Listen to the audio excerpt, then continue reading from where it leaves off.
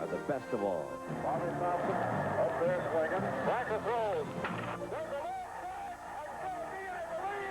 The Giants Joe DiMaggio up. Outfield deep. Here's the pitch.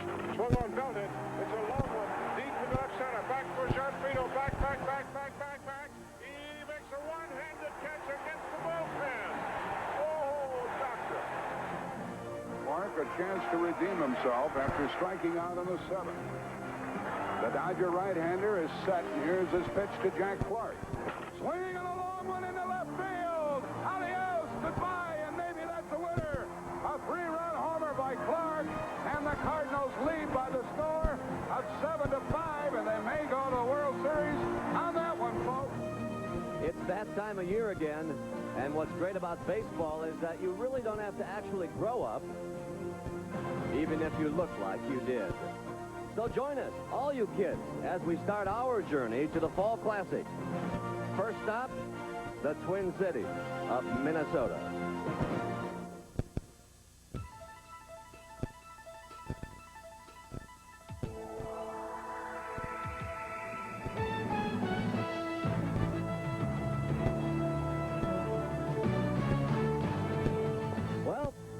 Baseball indoors in this town, and you are looking at the Hubert H. Humphrey Metrodome, almost on the banks of the Mississippi here in Minneapolis.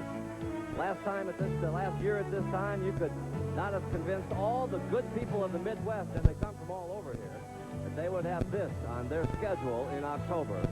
But there they are. So welcome to the Dome, inside where it's warm, and let us warm your hearts for Game 1 of the American League Championship Series, the Toronto Blue Jays and the Minnesota Twins here on CBS. Hi again, everybody. I'm Pat O'Brien. Welcome to CBS Sports coverage of baseball's postseason, and we'll be here through the playoffs and right on through the World Series. And right here in the Twin Cities, you might call Minneapolis Championship City. Think about it. They hosted the Stanley Cup Finals, the U.S. Open Golf Championship. They had the Super Bowl in January, the Final Four in April, and now this unscheduled playoff stop in October, and who knows, maybe even the World Series. If you are a major sports fan, you might want to consider relocating here. And historical note tonight, you may have heard about two teams playing in the postseason who went from worst to first, the Twins and the Atlanta Braves. But back in '89, Louisville of the American Association was dead last, and in '90, by the way, this is 1890, they were first, led, of course, by Chicken Wolf. And how many of you out there have Chicken Wolf's baseball card? Well, let me tell you one thing. A couple of guys who will probably be able to tell you his batting percentage, his slugging percentage, anything you want to know about him are Dick Stockton and Jim Cox. They'll be calling the game for us, and let's go up to them. Good evening, gentlemen. All right, Pat, thank you very much. I don't know about Chicken Wolf. We're going to have some heroes that maybe you haven't heard from in this series. Let's start with the Toronto Blue Jays. Now, here's a team that had to overcome recent seasons of failures down the stretch, Jim, and trying to become the first Canadian team to get into the World Series, and they made a couple of big trades in the offseason and changed the look of the team. Boy, a remarkable change. You give up 75 home runs and a lot of RBIs, and they have a completely different look. They don't score as many runs, they don't allow as many runs, and they have the whack attack up on top of the lineup. Devon White, Roberto Alomar, Joe Carter. But more than any other player to describe the change in the Toronto Blue Jays, Roberto Alomar, maybe the best second baseman in all of baseball. That he should not play football again. This after medical tests just yesterday revealed that cartilage in his injured hip has not regenerated and in fact has gotten worse. No comment yet from Bo. We tried to reach him all day and have failed for that. Well, you can see it's getting kind of wild in here, and you're up to date now, and it's almost time for the first pitch. It's Game 1 of the American League Championship Series, the Blue Jays and the Twins. Here we go, folks. The battles of October are about to begin. 11 straight opening games when he pitched for the Tigers and is used to this scene. And still pretty much the power pitcher that he has been for his entire career. Good fastball, the split finger or fork ball, a slider. He has changed speeds a little more often this year. The deafening crowd support that the Twins get here at the Metrodome as Devon White, a switch hitter, steps up. And the first pitch from Jack Morris. Swung on and missed, strike one. Morris is 13-3 here at the Metrodome, the most victories of any pitcher in their home park this year. Even when he was with the Detroit Tigers, he had success in this building. You can tell already how pumped up he is. He is a deliberate worker, and he's thrown 2 pitches rather quickly tonight.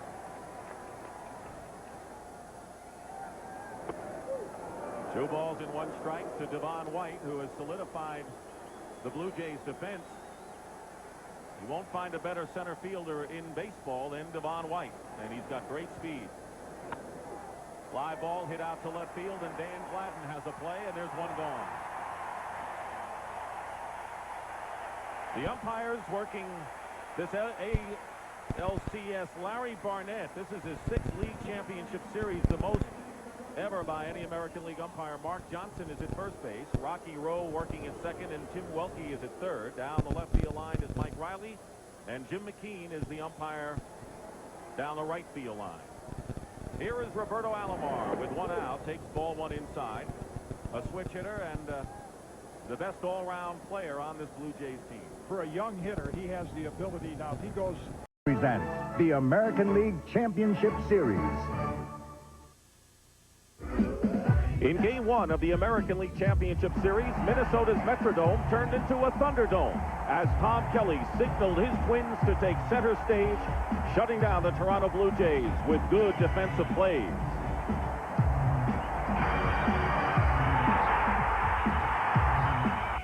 But with the spotlight on the Jays, they couldn't remain focused as the Twins, with timely hitting and great veteran relief, took Game 1 in a storm. In Game 2, the Twins were looking to go up 2 games with a tight defense. But this time, the Blue Jays responded with Alomar, Gruber, and White, frustrating Minnesota with their speed.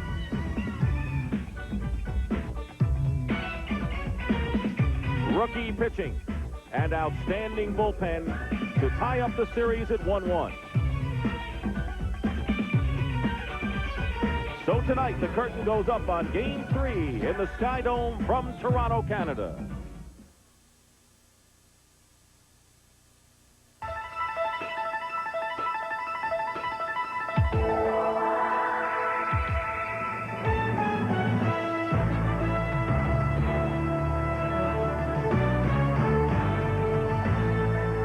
And welcome to one of the beautiful cities in North America, Toronto, Ontario, Canada.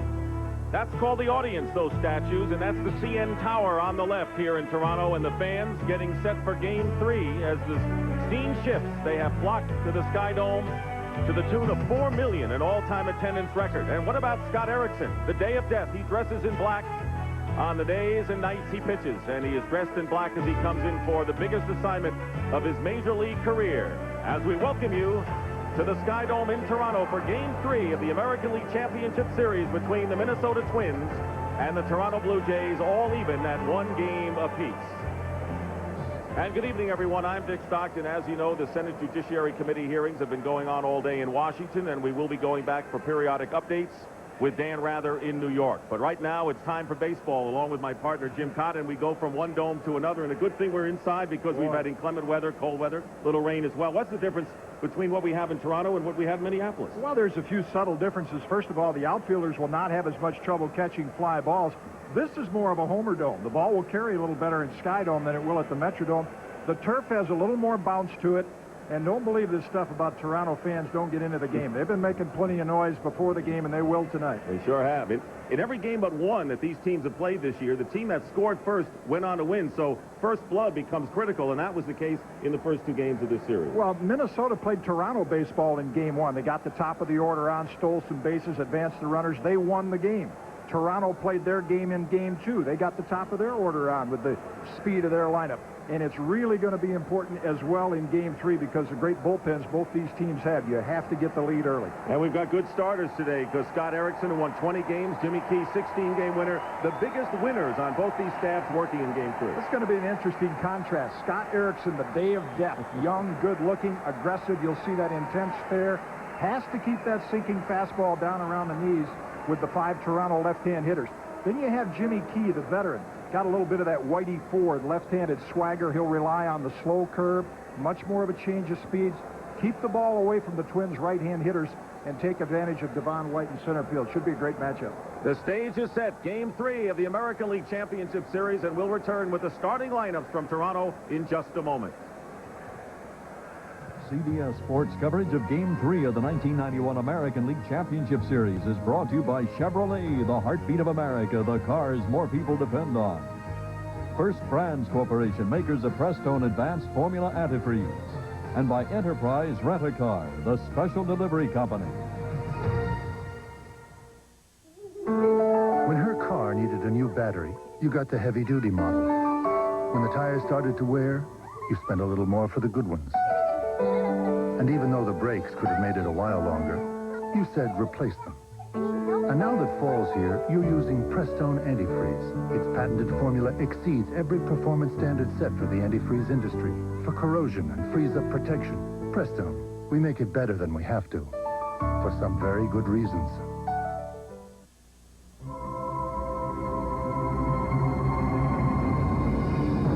For centuries, mankind has looked to the heavens for the extraordinary. Starting November 1st, it can again. In the friendly skies.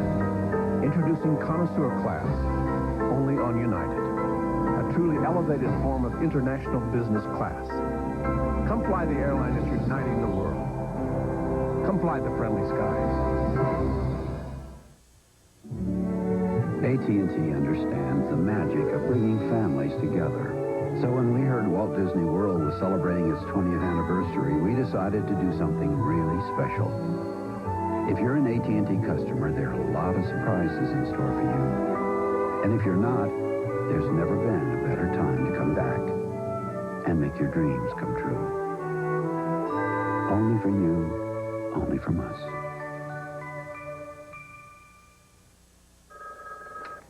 Hello? This is Thelma downstairs. What was that? Diet Dr. Pepper. It tastes more like regular Dr. Pepper. Can I try one? I'll send George right down. Imagine a rent-a-car company that offers special delivery right to your door. That's Enterprise. Here, let me help you. Enterprise, a special rent-a-car company that gives you special delivery. So you're into statistics. Well, here's a couple you may have missed. Over the past 5 years, cocaine-related deaths have more than tripled, while deaths involving heroin have nearly doubled. Every year, tens of thousands who gamble. And they've shuffled the Twins batting order. Dan Gladden leading off in left. Chuck Knobloch, the rookie, at second. Kirby Puckett at center. That's the way it's been. But Chili Davis is now batting cleanup. He moves up. So does Shane Mack, who's in right field. Ken Herbeck moves down to the 6th position. Greg Gagne is the shortstop, hitting 7th. Junior Ortiz, he always catches Scott Erickson batting 8th. And Scott Leyes, the right-handed hitter, batting 9th at third base. And Toronto, as they have lined up in the first 2 games, the same. Candy Maldonado in left, Devon White in center, Joe Carter in right. Around the infield, Kelly Gruber, Manuel Lee, Roberto Alomar. At second, John Olerud, the first baseman. Pat Borders does the catching, and he catches left-hander Jimmy Key. Jimmy Key was disappointed that he was passed over for the starting assignment in Game 1.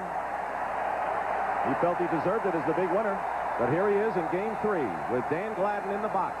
And the first pitch of the ball game is up high, ball 1. Gladden has 2 hits and 8 trips. Has been a big plus in left field defensively for the Twins. 2 balls and no strikes. Very critical to keep your eye on Jimmy Key early in the game. He's working on 10 days rest. He's a control pitcher. And early in the game as a pitcher, you really want to get comfortable with being able to throw all your pitches in the strike zone. Bluffing in a bunt and taking inside. 3 balls and no strikes. The count to Gladden.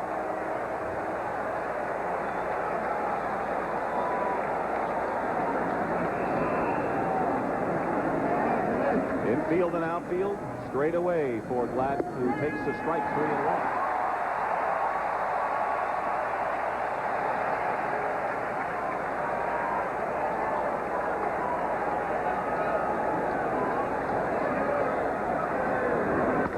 Ground ball to shortstop Manuel Lee in the hole, guns it over in the dirt. Good scoop by Olerud, and Gladden's retired for the first out of the game.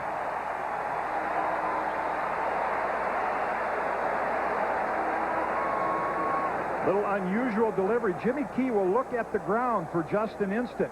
Not something you'd teach a young pitcher, but he's got outstanding control. He gets it done. What a big out that is for him after falling behind 3-0, much made of the 10 days rest. You know what he did last Saturday, or Sunday rather, in Minnesota, is pitch a simulated game on the sideline while these two teams were playing. He tried to go through the same exercise as if he were pitching an entire game to get sharp. Obviously something behind the home plate area. Cedar Gaston visiting with home plate umpire Rocky Rowe. Manuel Lee, after fielding that ground ball, noticed something behind home plate that obviously distracted him, and that's what they're discussing right now. Larry Barnett, the crew chief, who is working this game in left field. You know what it might be is the banners that are hung out for championship series play. They're red, white, right there. See, when a ball comes out of that white background and you're out there in the field on a ground ball, it's very difficult to pick up that ball, and I think that's what they're going to do right now is move it. Most of the time when we've had bunting, which is a tradition in baseball to have the bunting around the field, you don't see it between the two dugouts behind the plate. What managers would like to see more of these days is bunting on the field rather than off the field. Rocky Rowe is behind the plate for tonight's game. Tim Welke, Mike Riley, Jim McKean. We mentioned Barnett in left field, and Marker to draw $4 million in home attendance in the history of baseball. It's been a great baseball town. Now we're set to go. Chuck Knobloch, who's off to a good start in this series, takes a ball strike on the outside corner. Knobloch is 4 for 6 thus far with an RBI and 2 stolen bases. Gruber is playing even with the bag and wide of third. Curveball is bounced back. Third base coach is Ron Gardenhire. Mentioned the differences in the two domes. Look at how the outfielders are aligned. Recall in the Metrodome they had to play deep because they wanted to keep those fly balls in front of them. Here they can go back a little easier and see the ball, so they can all play a little closer to the infield. No balls and 2 strikes. The pitch is in tight, 1-2 to Chuck Knobloch, who has shown the poise of a veteran, and this is rookie year so far in this series. Kirby Puckett is on deck for the Twins. Fastball hit in the air to straightaway center field. Devon White is back. He's there. He makes the catch for out number 2, and right now, let's go to the third member of our team, Leslie Visser. Les? Dick, in the first 2 games of this series, the heart of the order for the Minnesota Twins has been more the heartburn of the order. Kirby Puckett and Ken Hrbek are a combined 2 for 15, and they've left 13 men on base. Now, Puckett says it's too soon to call it a slump, and Hrbek says, hey, I've gone 1 for 20 during the season, and no one's made a big deal out of it. Well, they have a tough assignment tonight. They are a lifetime 7 for 40 against Jimmy Key. Ooh, those aren't the kind of numbers you want to have in trying to break out of this 2-game dearth. There's Hrbek, who is batting 6th in the order against the left-hander, as Puckett takes ball 1. Fastball in there, strike 1-1 to Kirby. Always a lot made of players' averages in postseason play, because one of the reasons they are lower, you're never facing the number 4 and 5 pitcher of a second division team. You're always facing the best of the best. And that's why the old saying that the good pitching will shut down good hitting is usually true. Inside. Now, Puckett has struggled, as Leslie mentioned, against Jimmy Key, but this year Puckett led the major leagues, hitting .406 against left-handed pitchers. So Key has his number. 2 balls and 1 strike, 2 outs, nobody on base. Curveball in there for calls, strike 2. Puckett with a few words for Rocky Rowe on that close pitch on the outside corner. This was set up beautifully by the inside fastball before. It's a backdoor curveball. It breaks a little bit around the outside edge of the plate. Most of the time the pitcher will get the benefit of that call. That's where Borders had set up, and so the count is full to Puckett, 3-2, with Chili Davis on deck for the Twins. You see Rocky Rowe peeking over the inside corner, as most umpires do. And sometimes you don't get quite as good a look at the outside pitch. Gets a fastball and pops it up in foul territory. Borders and Olerud, and the ball is right behind the Minnesota dugout. Remember in game 1 against Tom Candiotti, the hitters tried the flat-footed approach, but this is Puckett's normal swing. Watch him pick that front leg up, cock it, and drive into the ball. This is becoming more and more popular among big league hitters today. Used to be the short, Harry Walker called it pop and glide, pop and glide. Not so much anymore. They cock that leg and kick.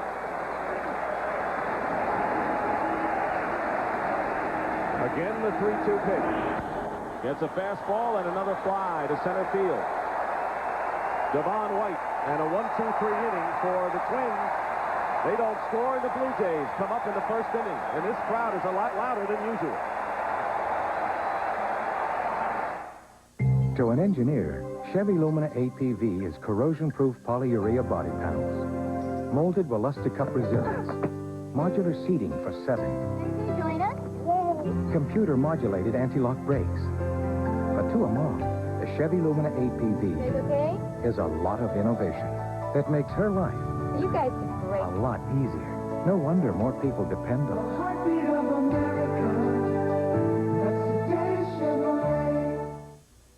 All across America, people have discovered a big plus, the wonderful, easy way to remove stains from their teeth. Their smiles are Plus White smiles, thanks to the remarkable product, Plus White. Only Plus White has the special gel formula that works so well it even removes coffee and tobacco. Blue Jays using the same batting order for the third straight game. Devon White, Roberto Alomar, and Joe Carter, and they have delivered in the top 3 spots. John Olerud, again at cleanup.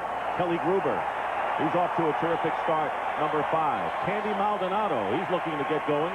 In the 6th spot, Rance Mullenix remains the designated hitter. Pat Borders still behind the plate, batting 8th, and Manuel Lee, the catcher, the shortstop, batting 9th. Minnesota, the same outfield. And we'll take a look at that team in the field after Scott Erickson's first pitch. Erickson with a 20-8 record. Facing Devon White. Swings and misses on the sinker. Strike 1. There's Minnesota in the field, the same outfield. Gladden, Puckett, and Mack. Couple changes. Rookie Scott Leyes at third, Gagne at short, Knobloch at second, and Herbeck at first. Junior Ortiz, as usual, catches Scott Erickson. Breaking ball misses in the count. 1 ball and 1 strike. To Devon White, switch hitter, who has 3 hits and has scored 4 runs thus far. White, Alomar, and Carter have all delivered 10 hits amongst the first 3. And people said that's what the Jays have to get in order to win in this series. Bounding ball foul. You know, if you've ever played golf at a public course and carried your own bag, you have that little, almost like a towel around your bag. Look at Scott Erickson's glove. That's quite unusual. The wristband is almost like a towel. And when you perspire and you wipe your brow with the back of that glove, it's got a nice effect there to wipe off the perspiration. Unusual. The 2-2 White fouled off. Erickson won 12 straight games. And he was unstoppable and unhittable by the end of June, had an earned run average of 1.39. And then he missed 3 weeks because of a strained right elbow early in July, and it set him back. And he struggled the second half of the year, but he pitched well the last couple of starts. Bounding ball into the hole to the right side. Knobloch is there, and he retires White for the first out here in the bottom of the first inning.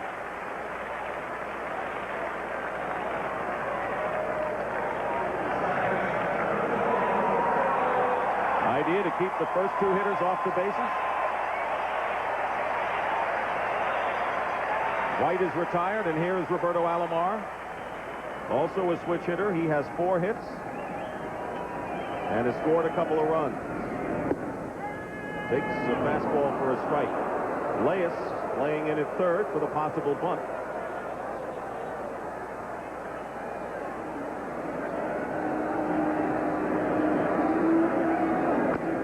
Sinker is bounded off to the right. Explosive fastball. And Scott Erickson, 23-year-old from Long Beach, California. Probably more movement for a right-hand pitcher. Most right-handers like Nolan Ryan and the great Tom Seaver, they have a riding fastball. Very few right-handers have that heavy sinker. A ball and 2 strikes. Alomar gets on. He's a threat. Finished second to Ricky Henderson in the stolen base department.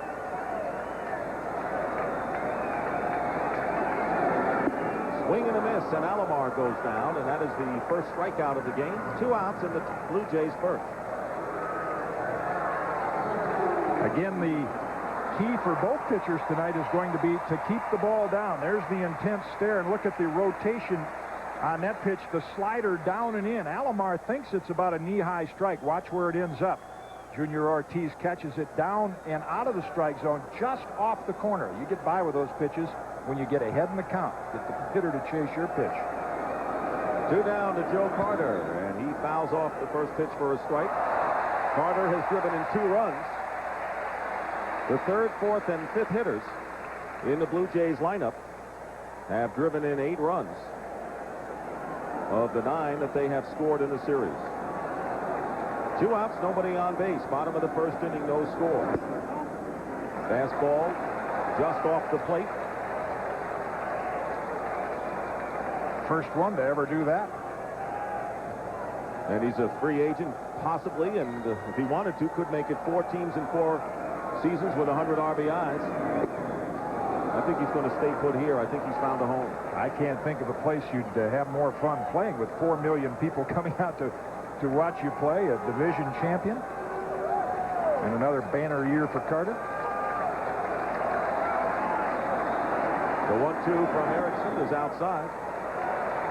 Depends whether the glass is half filled or half empty. Carter says, well, if I look at it, a lot of clubs wanted me. That's why I played for all those teams. It is a mystery how teams continue to trade Joe Carter away despite his numbers and his durability.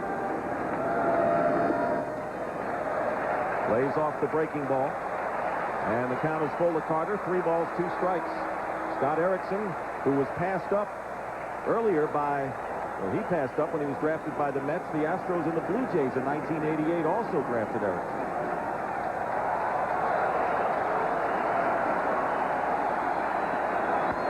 Pitch hit in the air, deep to center field. Kirby Puckett back, jumps, it's gone off the wall, and it is a home run. It is off the back wall, and Carter has homered.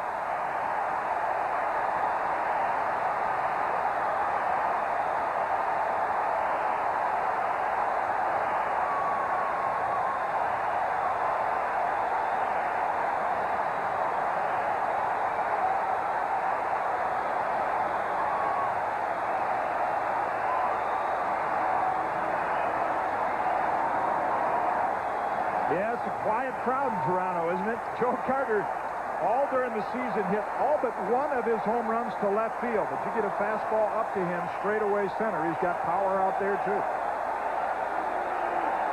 See Ortiz's target, but the ball came in about belt high. Carter knew it was gone the moment he hit it. Look at the smile on his face.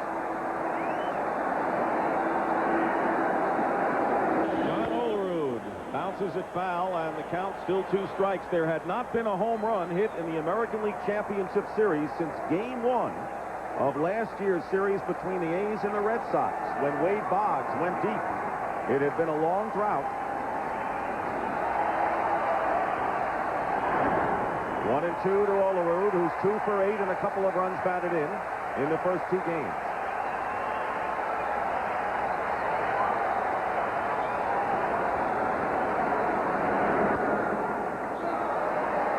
Remains 1-2. Blue Jays lead it 1-0. Joe Carter with a home run to straightaway center field. There had been only 4 extra base hits, all doubles, coming into this game. 2 balls and 2 strikes to the Blue Jays first baseman.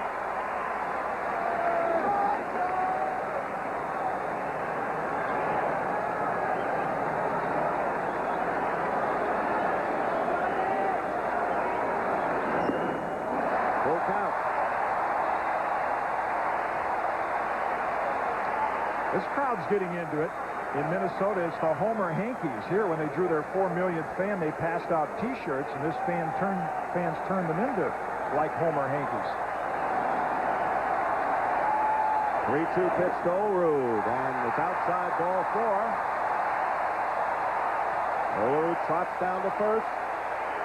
They don't need the noise, but they've got it tonight. Yeah. And they've got the lead, the first blood, so the Blue Jays score first. That's what's so impressive about John Olerud as a young hitter. You notice the ability to take that close pitch. He's a very, very patient hitter. One of the batting stars for the Blue Jays, Kelly Gruber, takes ball one. Gruber has driven in 4 runs, leads both clubs in runs batted in. Big 2-run single in the 6th inning of game number 2. Takes inside 2-0, and he should get a good pitch here, and Junior Ortiz calls time and goes to the mound.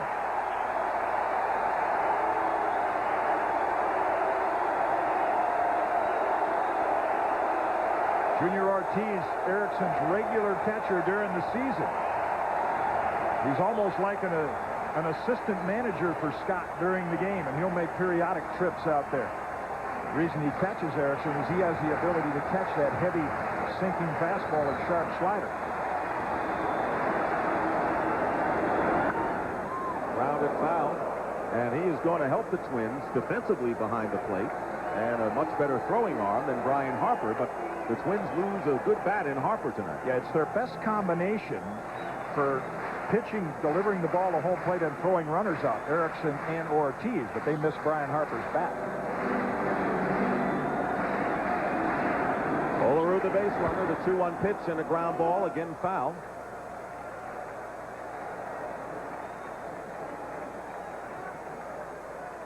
Erickson has thrown 27 pitches so far in this first inning. And that will take a toll already on the outcome and the way Tom Kelly uses pitchers in this game, because he's very protective with Erickson and Tapani, and when that count gets up around 100, you will not see him in the game much longer.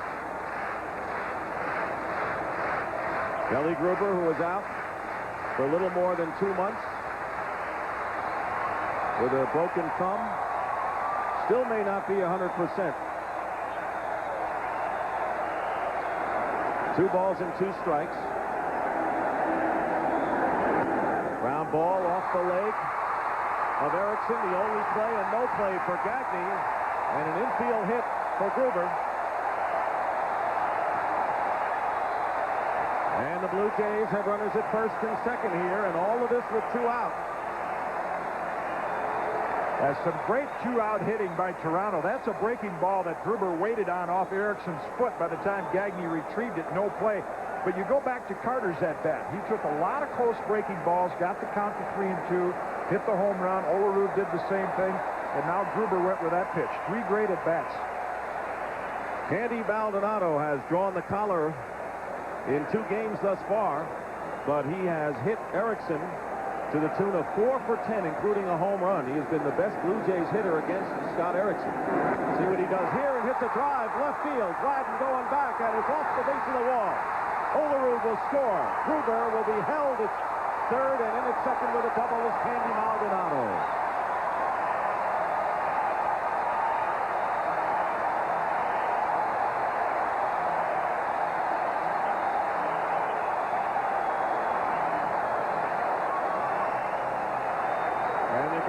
To check on Gruber at third base. He may have hurt himself. When the sinking fastball or slider stay about thigh high, as that one did, that's the reason hitters like Candy Maldonado have the success. And his success against Scott Erickson continues. Gladden realizes he can't catch the ball, holds up, plays the bounce properly, and that's the reason Rich Hacker at third base had to hold up Kelly Gruber. Dick Such, the pitching coach for the Twins, is out to the mound, as Erickson has been tagged solidly here in the first inning, all with 2 out, and it started with Joe Carter's home run over the center field wall. Then a walk, an infield hit, and a smack double off the left field wall, as Kelly Gruber has apparently injured his right ankle. You know what that comes from is on this AstroTurf and hard field, as he was coming around third, Rich Hacker had to put the brakes on, and when he hit that right foot against the turf. And so many players today with the soft leather shoes, they don't give you the same support. You see a lot of foot and ankle injuries today, more so than ever before. Right there, he may have hit it on the bag. Right there as he sees the stop sign. See him hit it on the bag and then quickly retreat, and I think that's where he got that little ankle turn.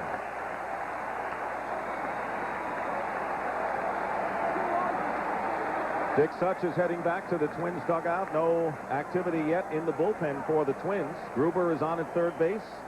Candy Maldonado at second. And now we do have activity in the bullpen. David West warming up. Rance Mullenix, the designated hitter, with 2 out and 2 on, fouls off the pitch for a strike. Mullenix is 1 for 6 thus far in the series. Gruber is at third base, and Maldonado, who has been in a slump, hitless in this series, and in fact had been in a postseason slump with an RBI double, is at second.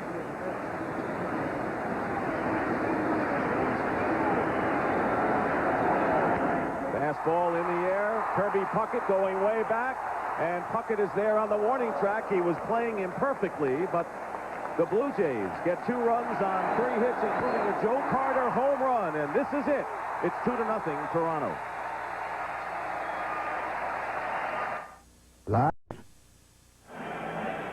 Chili Davis leads off, and he can give an insight into his roommate, Scott Erickson. I think he's a lot different than a lot of people perceive him to be. You know, he's very quiet, he's low-key, he likes to have fun, but he goes about his job very well. He has a lot of pride in what he does. He's a very determined young man and very clean. That's the one thing I asked him in spring training before he rooms. You have to be clean. You can't have a messy house. Been a pretty clean and a productive house between Davis and Erickson all year. Davis batting cleanup tonight against Jimmy Key. Switch hitter fouls off the first pitch for a strike.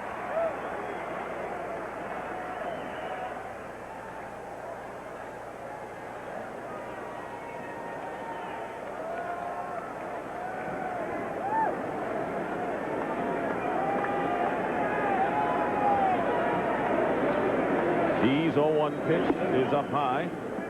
Davis drove in a run or 2 runs with a single in the first inning in the opening game of this series, but has been quiet since then. So you look at Puckett, Herbeck, and Davis, all 3 of them looking to break out of their doldrums at the plate. Davis, the designated hitter. The 1-1 pitch to him.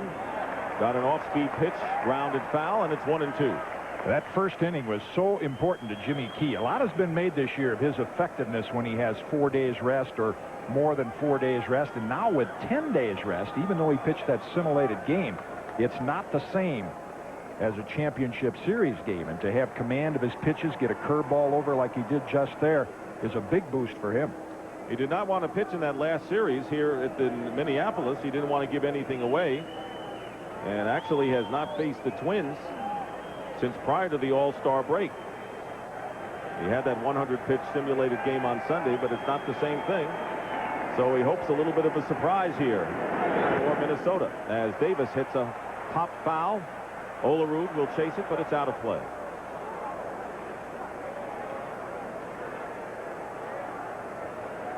Commissioner Fay Vincent in the crowd.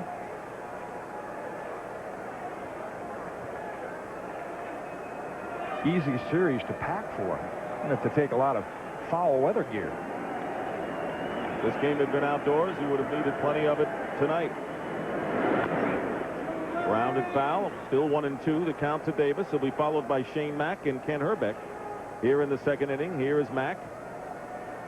Mentioned the similarities to Whitey Ford and Jimmy Key in their approach to pitching, and there is an example of it. He teases you with that big, slow curve, but he gets a lot of outs on that fastball away. Devon White with 2 putouts already in the first inning.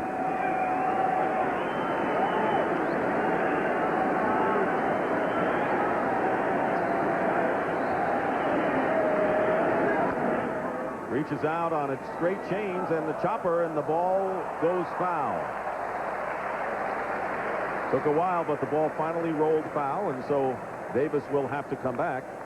Todd Stottlemyre will be the pitcher in Game 4 tomorrow night here at the Sky Dome, as Jack Morris will come back.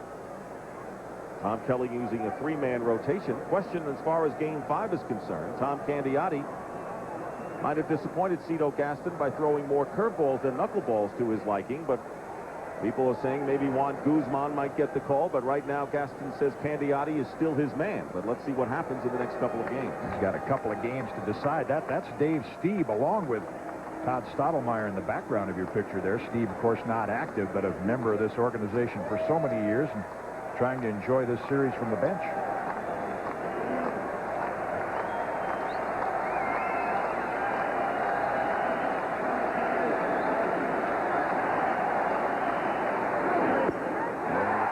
Strike 3. Fastball. Davis may have been expecting the breaking pitch. He takes a strike. And the first strike out of the game for Jimmy Key. Early in the game, pitchers and hitters, again, the unusual windup of Key looking at the ground. Pitchers and hitters want to get an indication of what Rocky Road's strike zone is going to be. Key needs the knee-high strike, as Erickson does. That was at the knees. Strike call. Davis will go back to the bench. Tell him about that fastball. Shane Mack, the batter, takes ball 1. Mack has driven in a run in this series.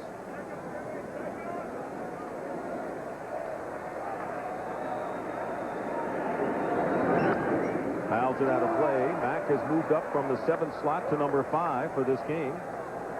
Had a terrific second half. It's a Kappa career year, but in the last 23 games had driven in only 2 runs. Shane trying to get on track as well as some of the others in the Twin lineup. 1-1 pitch is in tight, and the count 2-1. Hitters oftentimes will use the expression, he hides the ball. Boy, Key does that well, the way he turns away from the hitter, doesn't give them a real good look at it coming out of his glove and hand. Breaking ball, back to the mound, and Key makes the play. 2 down here in the second inning. Ken Herbeck coming up. He's been having problems at the plate, and here's his reaction. It's 2 games. I go 1 for 10 or 1 for 20 during the season. Nobody seems to ask me any questions, but of course this is magnified, so they're going to start asking questions. We can't hit. What's wrong? We're in a slump. Just had a couple games where we didn't swing the bats very well. We won 1 and lost 1. That's pretty good, I think. If you're 3, 4, and 5 hitters on hitting the ball and you still win ball games. That's for sure. 2 down, nobody on base. Herbeck normally hits left-handers pretty well, doesn't he? He, early in his career, had the reputation of not being able to hit him, but the average over 280 this year. He's had more at-bats against him and more success. Ground ball to the right side. Roberto Alomar playing deep for Herbeck, and another 1-2-3 inning for Jimmy Key. Right now, we'll be back after this word as we send you to New York and CBS News.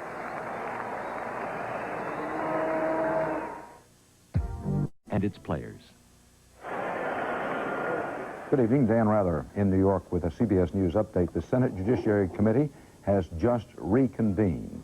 Judge Clarence Thomas has come back. He has come out swinging hard.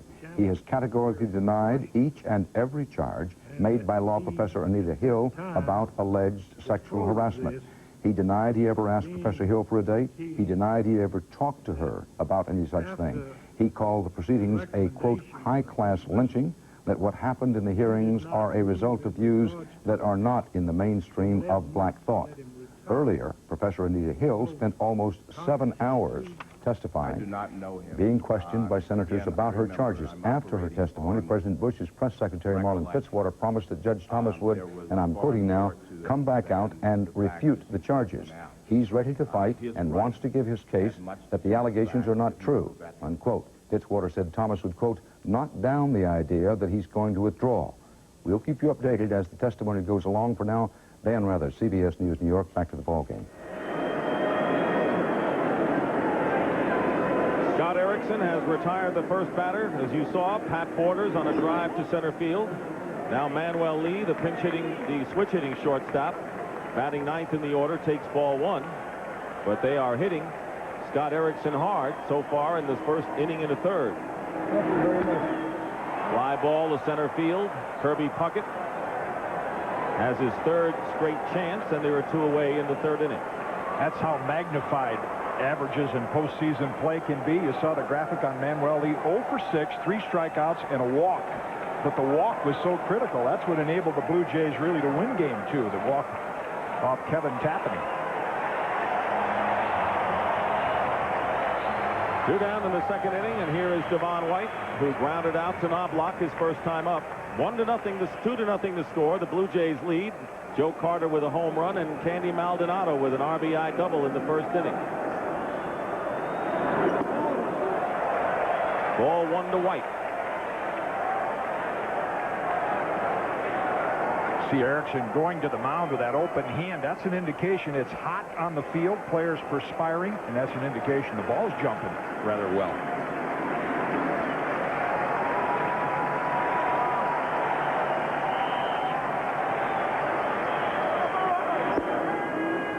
Sinker is in for the strike.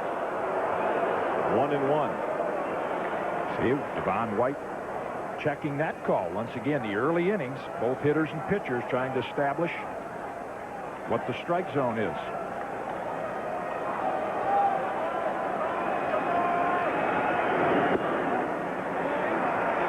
Two and one, the count to White.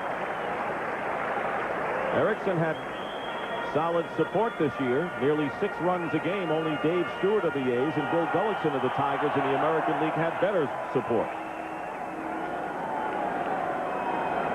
Erickson's trailing 2-0 here with 2 outs and 2 balls and 2 strikes. The count to Devon White in the Blue Jays' second inning. Another quick point of reference to that strike zone. With the movement that Erickson and Key both have, that ball down around the knees is very difficult for Rocky Rowe to judge as well with that kind of movement.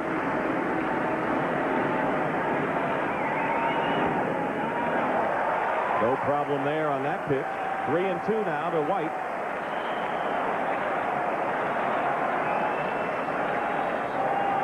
Jays did their damage in the first inning after 2 are out.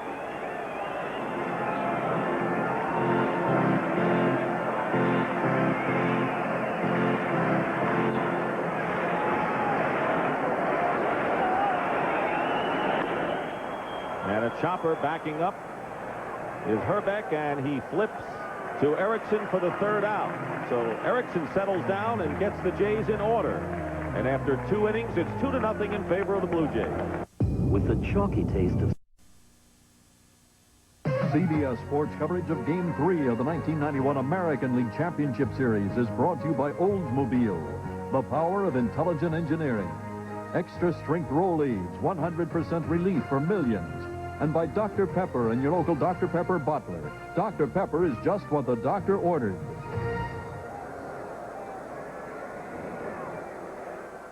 31 stories above the playing field. The Stars are going to have to emerge indoors this evening. American League President Dr. Bobby Brown ordered the roofs closed here. He wanted the conditions uniform throughout the championships. He didn't want shadows on the field on Sunday afternoon when they play. I guess for these purposes, Dick, they ought to call it the No Sky Dome.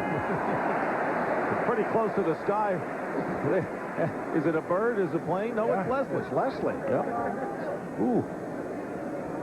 She's up in the sky. What a spectacular view she must have from up there. Greg Gagne, the batter, leading off the 3rd inning for the Twins, takes inside. Gagne 2 for 7 with an RBI in this series, hitting 7th in the order. Count is 1-1.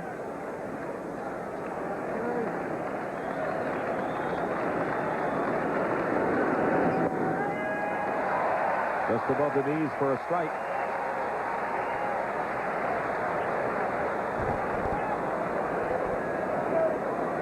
Jimmy Key is 7 years older than Scott Erickson, out of Huntsville, Alabama.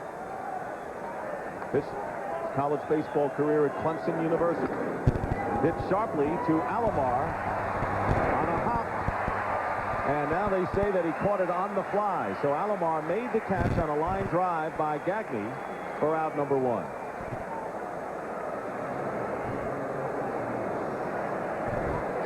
Interesting contrast. You see Jimmy Key almost expressionless. Look at the rotation on that changeup, like a modified screwball. Alomar catches it about a couple of inches off the turf in the glove.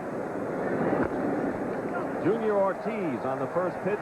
It's a high chopper to Olerud, who makes the play for the 2nd out. Quickly 2 down in the Twins' 3rd inning with the Blue Jays up 2-0. mention the contrast because so many young players coming into Major League Baseball today, products of great college programs. There's a lot more animation and expression, you know, the high fives and the fists.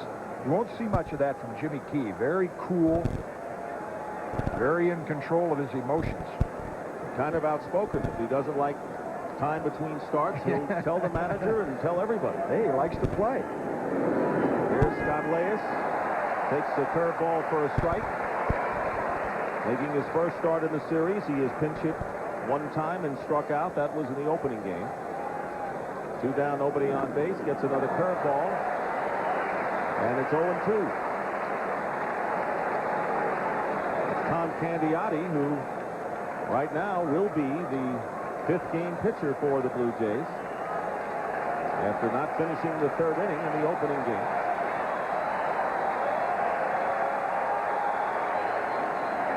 Jimmy Key's pitch gets a fastball up in the strike zone, fouled back.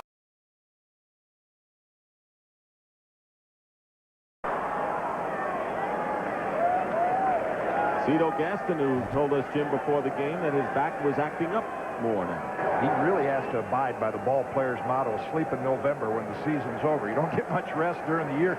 With his back pain, he gets about 3 or 4 hours a night maximum. Missing outside. 2 balls and 2 strikes. 1-2, and the crowd gave a good hand to Gene Tennis when he was introduced before the game with the fine job he did as an interim manager when Cito missed 33 games because of the back problem. 1-2 is popped up to the center of the diamond. Roberto Alomar waves everyone away, and Jimmy Key has retired the first 9 he has faced. And we'll return to the Sky Dome after this message and a word from your local station. Welcome. Sam turns on the charm. I'll buy the bullets if you will pull the trigger.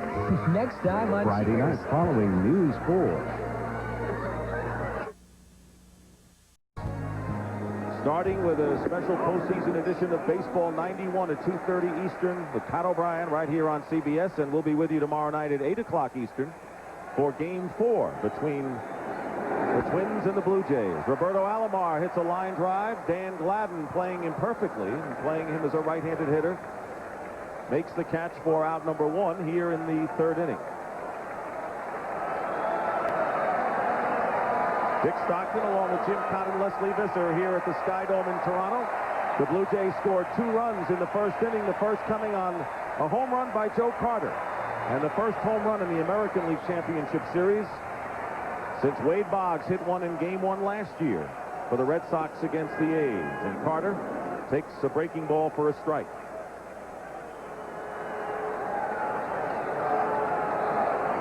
'20-game winner Scott Erickson in his first full year with the Twins, and a fastball hits foul. Carter was right on that fastball. Yeah, you'll see a lot of those. Borders did it. Gruber did it. With Erickson's sinking fastball, hitters very conscious of that ball coming in on their hands. You're going to see hitters like Carter be exceptionally quick when they recognize that pitch in there. 0-2 pitch. Is there such a thing as Erickson being too strong when he throws that sinker? Well, I wouldn't think tonight he would be too strong, but you get pumped up and you don't throw it with as relaxed a wrist. That's why a lot of times sinker ball pitchers, as the game wears on, they get in a little better rhythm. Bring that ball from the thighs down to the knees.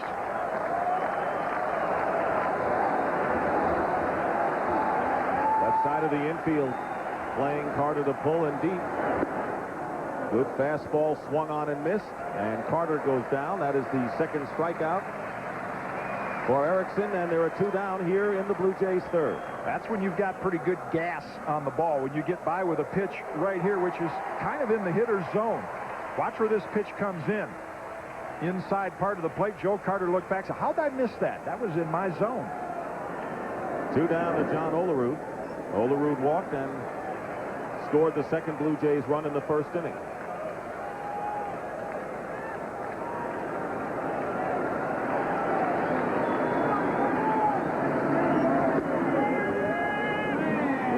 Catches the outside edge.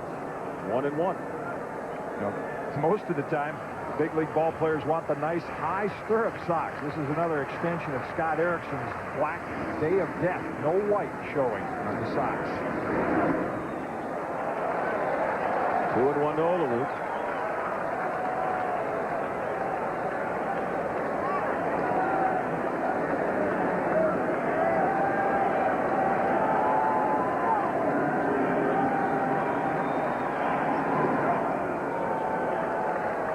Tipped into the glove of Ortiz. 2 balls and 2 strikes to Olerud, filling big shoes from the power hitter Fred McGriff, who was traded to San Diego in that offseason trade.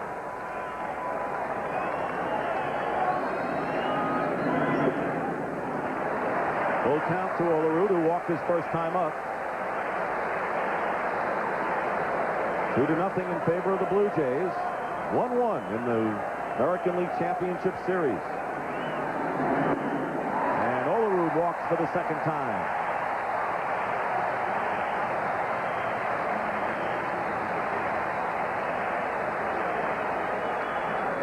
Those 2 at-bats a pretty good indication why Toronto is so high on him as a hitting prospect. Not many young hitters that patient and lay off that pitch. Kelly Gruber was safe on an infield hit.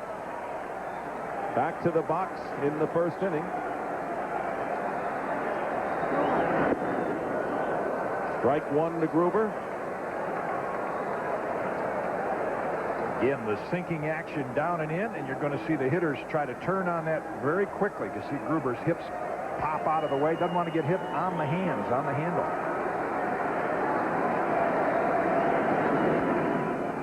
Fouled off, and Erickson jumps ahead of Gruber 2 strikes. Cito Gaston urging on his third baseman. Erickson ran into trouble with 2 outs in the first inning, but the Blue Jays scored their 2 runs. Now Olerud walked after 2 are out here in the third.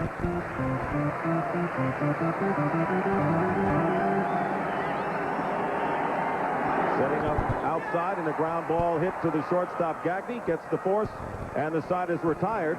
The Blue Jays lead 1, and after 3 complete here at the Sky Dome, it's Toronto 2 and Minnesota nothing. Watching CBS Sports coverage of the American League Championship Series.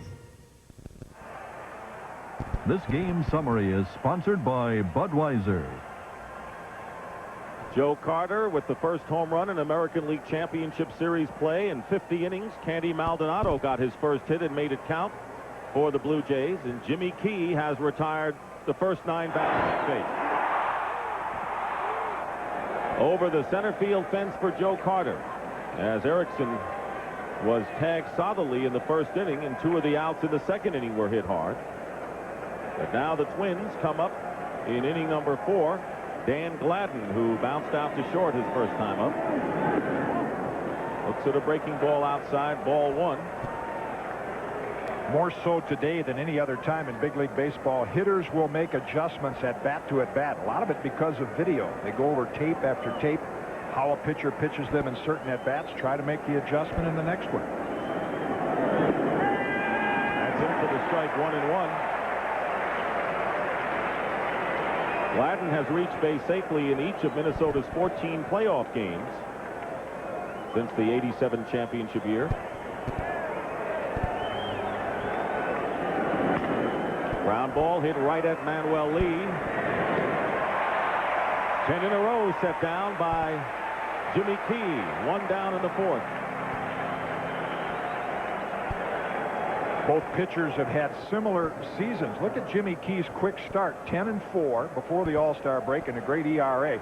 No physical problems after the All-Star break. Cito Gaston thinks he quit using all of his pitches, became more of a fastball pitcher. ERA over 4, but his last 2 starts, both against the Angels, very effective. Here's Chuck Knobloch. Takes ball 1 low. In his only start against the Twins, Jimmy Key was beaten 1-0 on July the 4th. He is 2-2 lifetime, however, against Minnesota. Curveball off the plate, 2-0 now to Knobloch, who flied to center his first time up. Knobloch led American League rookies in many offensive categories this year. That's low, 3-0.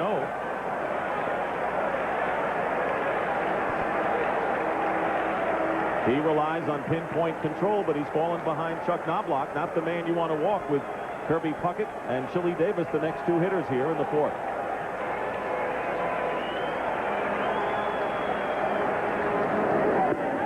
Taking all the way for a strike.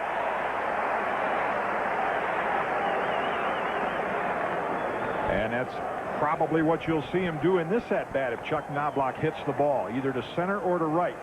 They don't try to pull Jimmy Key. Grounded to third base. Gruber retires Knobloch after Key had fallen behind 3-0, and there are two down in the fourth inning. And that's why hitters try not to pull him. Gladden grounded out to short.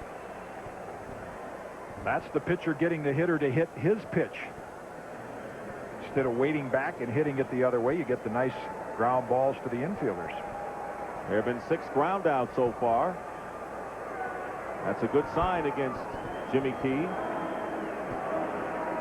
Getting that ball down low. Kirby Puckett hit it in the air, fly to center field his first time. 1-0 to Puckett.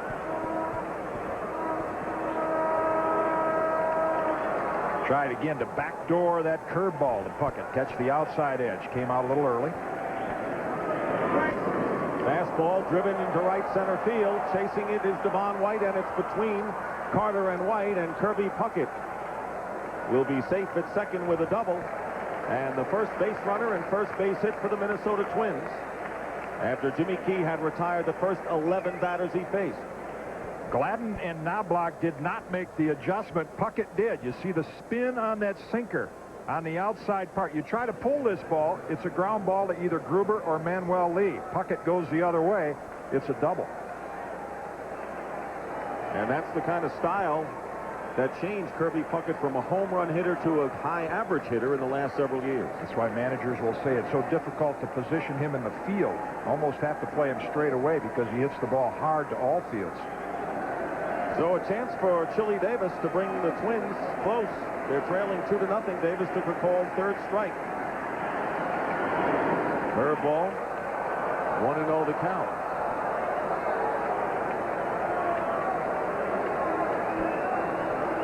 That was Puckett's second hit of this series.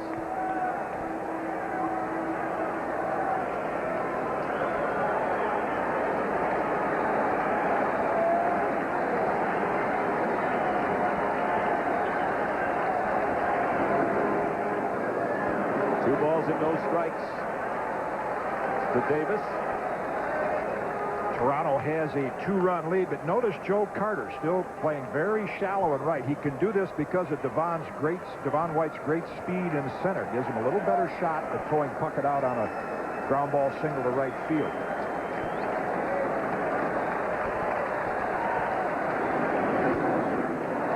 High foul ball. Olerud will chase it, but it's out of play. Of course, Carter was playing that way in the first game of the series at the Metrodome, where you can't take your eye off the ball, and the ball sailed over his head for extra bases. Different here. You can play outfield the old-fashioned way. Listen to the crack of the bat, run to the spot where you think the ball is going to be, look up, make the catch. Like your old hero Willie Mays used to do. Basket catch, huh? Haven't seen many players use that since then. 2 balls and a strike. Reaching out on a ground ball. Gruber cuts in front of Lee to throw to first. And Puckett's double is wasted. But the Twins get their first hit and lead one. After 3.5 innings, it's 2-0 the Blue Jays.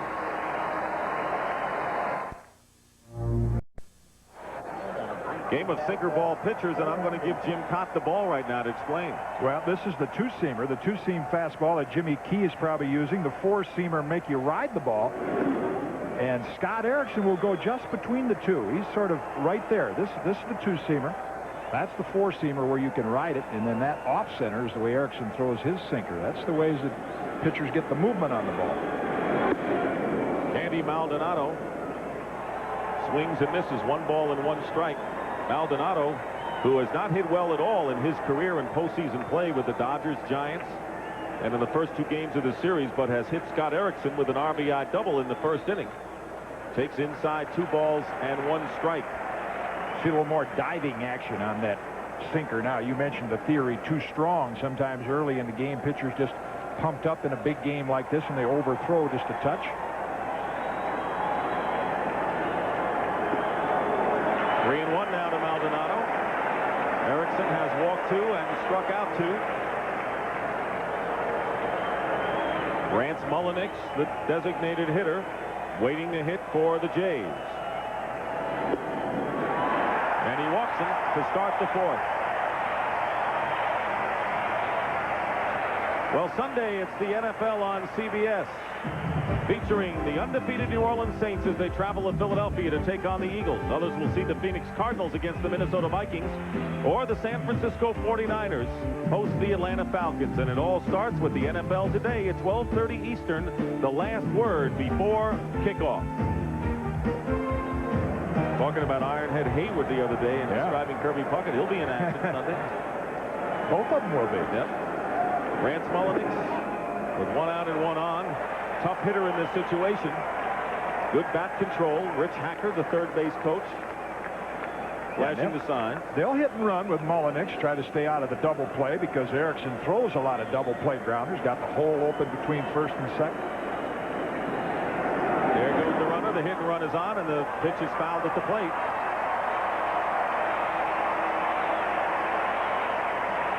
One ball and 1 strike, and Maldonado will have to return to first base. Talked about Jimmy Key's season, and now Scott Erickson's very similar. 12-3. He would have been the starter in the All-Star game right here because of those numbers. Little injury to the forearm and elbow. Not the same pitcher after the break. 8-5. But again, his last 3 games, and 2 of those against the Blue Jays, very effective. There's the 2-seamer.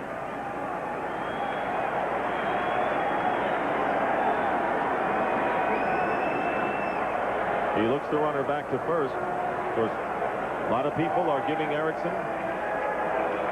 plenty of consideration for the Cy Young Award. Erickson thinks Roger Clemens deserves the award. Pitch is outside, 2-1. He says the earned run average is the best indicator of a pitcher's performance because you can't control how many wins you get, and Clemens, of course, is superior there. You look at all categories, it's pretty hard to deny that Roger is still the best, and there's 3 guys from the California Angels that are right there with him. Langston Abbott and Brian Harvey. 2-1. Maldonado at first. Run doesn't go. And now it's 3 balls and a strike.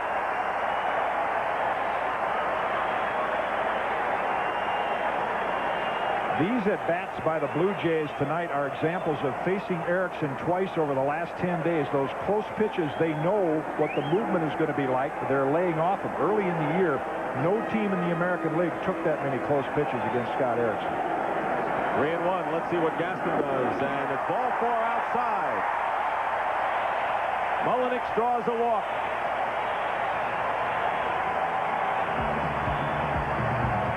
Dick Such out of the Twins dugout to talk to his pitcher. As Erickson walks the first 2 batters here in the 4th inning.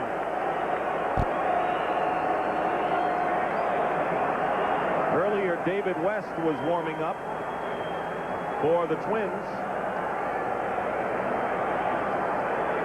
And he's getting up again in the Minnesota bullpen. And Dick Such, the pitching coach, buying a little time as well as possibly talking some strategy. 2 on, nobody out. I would not anticipate a bunt from Pat Borders. He's very quick on the inside pitch to begin with, and Manuel Lee is the on-deck hitter, so this would not be an ideal sacrifice situation. If Lee was in the box, it would be.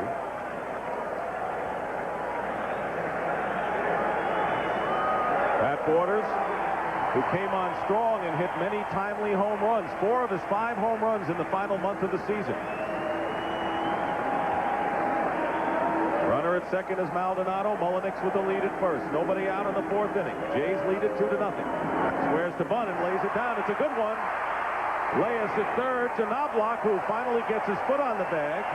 The sacrifice by Borders, and the runners advance to second and third.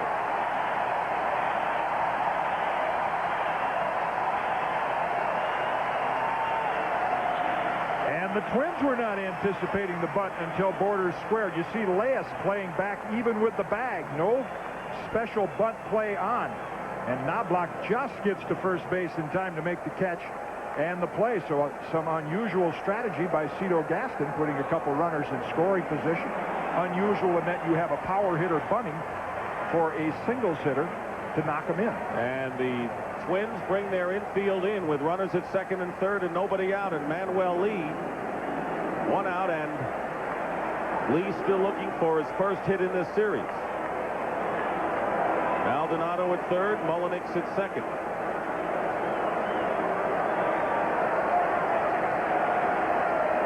Right here, Lee is looking to just make contact. 2-0 the Blue Jays. Fourth inning. 0-1. Couple of walks to start the fourth and a sacrifice. G. Hacker playing his spot as the third base coach well down the line. A sharply hit base hit. He'll have to direct Mullenix. 1 ball and 1 strike to Manuel Lee. A couple of things Rich Hacker is intent on signaling. One, would the Blue Jays try to squeeze? Two, he's got to tell Candy Maldonado if the contact play is on. Any kind of ball, make contact off the turf, you're running. Hitting away and hits a fly ball. That will go foul into the stands. 1 ball and 2 strikes. At the conclusion of tonight's game, Jim Cott and I will select the Chevrolet Most Valuable Player of the game. Chevrolet will donate $1,000 in the player's behalf to the Special Olympics.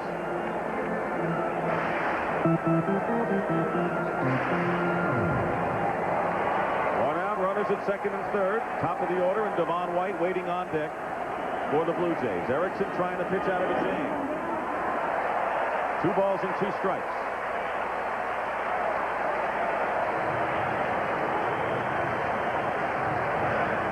Erickson has allowed a run on 3 hits, has already walked 4 batters, 2 runs.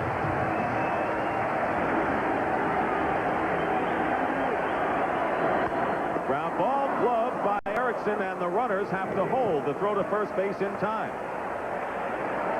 Lee is retired. Maldonado and Mullenix couldn't move, and there are 2 down. But Lee hit that solidly right back to Scott. It's been that kind of a series so far. Just a bounce here. Game 2, the Blue Jays got a couple of broken bats hits. Game 1, the Twins got a couple of bloopers. Now Lee hits it solid. It's an out. 73 pitches, however, thrown by Erickson. And you mentioned when he gets to that 100 mark, Tom Kelly may have a decision to make. Here's Devon White with runners at second and third as the infield moves back with 2 away.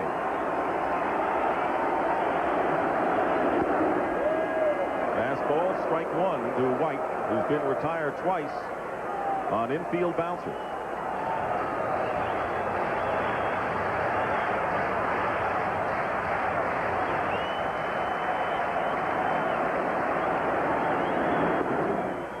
Breaks inside, 1-1. Blue Jays left runners at second and third in the first inning after they had scored 2 runs. They have runners at second and third right here.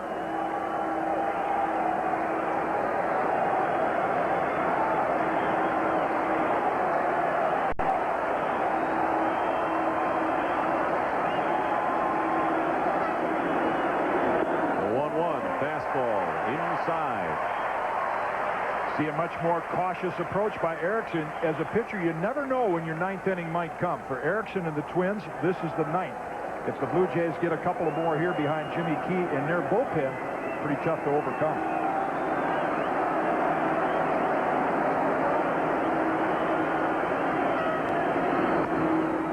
Fastball is popped up down the left field line. Gladden coming over. He has a play, and he makes the catch to retire the side, and the Blue Jays lead 2 more in scoring position. And we'll be back after this message and a report from CBS News.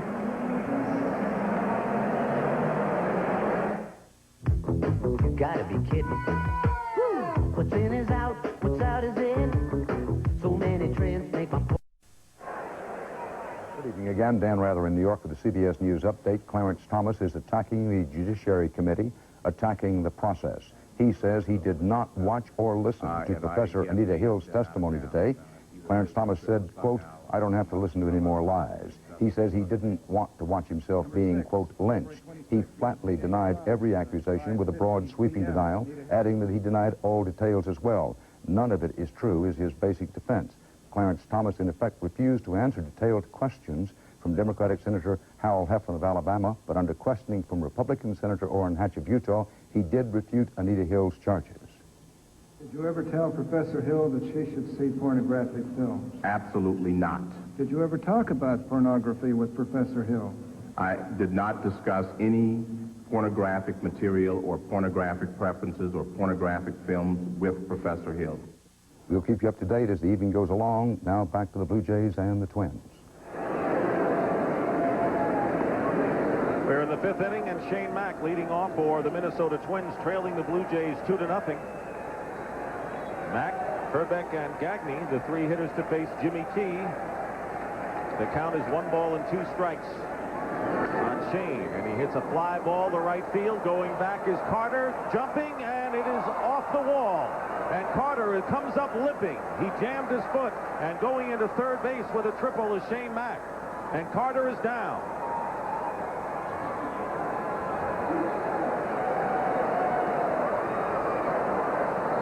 Wow, even with the high-top shoes, you could see Joe Carter writhing in pain out there. He leaped against that fence, tried to make the catch, and you know that he just caught that foot against the canvas fence out there and twisted it. Tommy Craig out there quickly, the Blue Jay trainer. Mack takes the fastball, makes the adjustment as Puckett did, and drives it the other way, near a home run. Watch Carter, quick glance to see where he is, and then the leap right there. Watch the right foot. Ooh. Into the fence. And then as soon as he hit that warning track, he knew that he had twisted that ankle. He gamely went after the ball. A lot of guys would just go down in a heap right there, but Carter got the ball in and then went down. This would be a devastating loss to the Blue Jays if Carter has to come out of the game and misses some of the series. See, there's padding out there, a little give to the wall, so it wasn't that he hit a hard post. It was just leaping into the wall feet first. Right there, watch the leap with that front foot. Ooh, that's painful to look at. And those that have followed baseball for a number of years might recall current Texas manager Bobby Valentine practically ended his career with a leap like that against the fence in left center field in Anaheim. That's good news for Toronto fans and baseball fans right there. You don't find many guys that enjoy the game of baseball more than that man.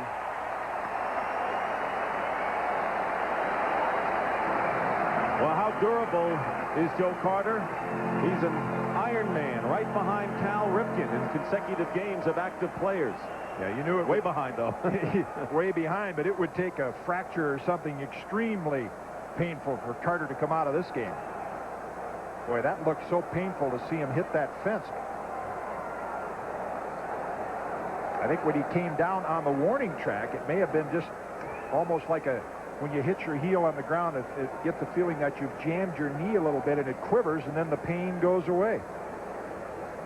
I think as we look at the wall, we see his spike marks.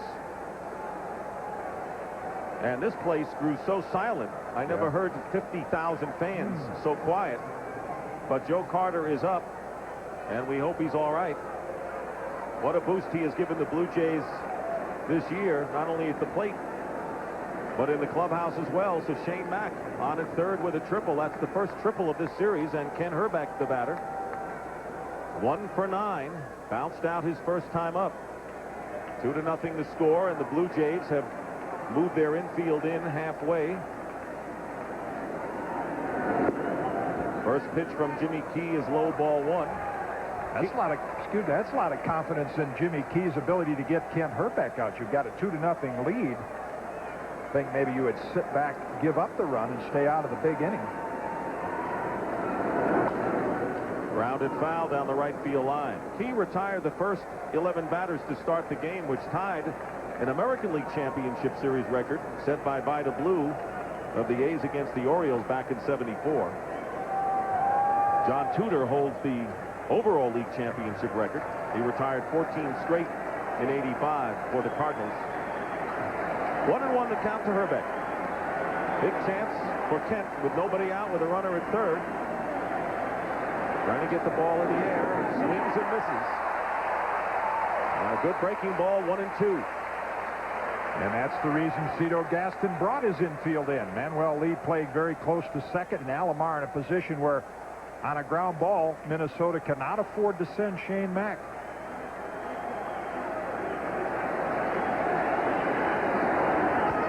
Reaches out and hits a bounding ball. Alomar's going home with it, and safe at home is Shane Mack. And the Twins now trail 2-1. Alomar decided to go to the plate. Mack beat the throw, and Herbeck is on at first base on a fielder's choice. And the Blue Jays' lead has been halved to 2-1. Bad decision by Roberto Alomar, because on the breaking ball, look at the spin. This ball was not hit sharply. Minnesota had the contact play on.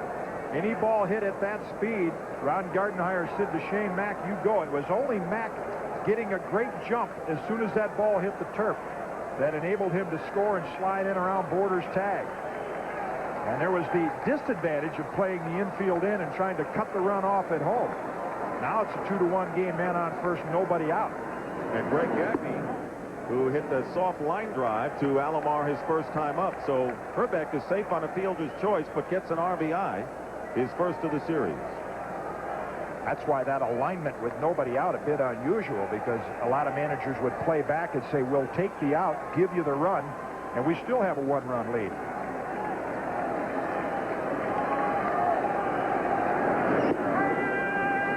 Fastball into the strike, 1-1. Gagne looking down at Ron Gardenhire, the third base coach. Junior Ortiz, the on-deck hitter, Twins catcher.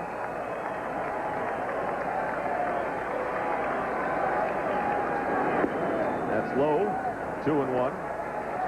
Tough to steal against, and of course Ken Herbeck not a base stealing threat anyway, but to stay out of the double play again, Jimmy Key with all those sinking fastballs increases the percentages of Minnesota trying to put on the hit and run.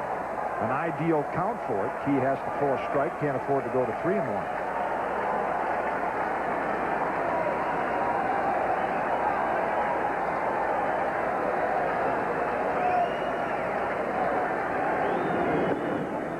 Breaking ball, and it's now 3 balls and a strike.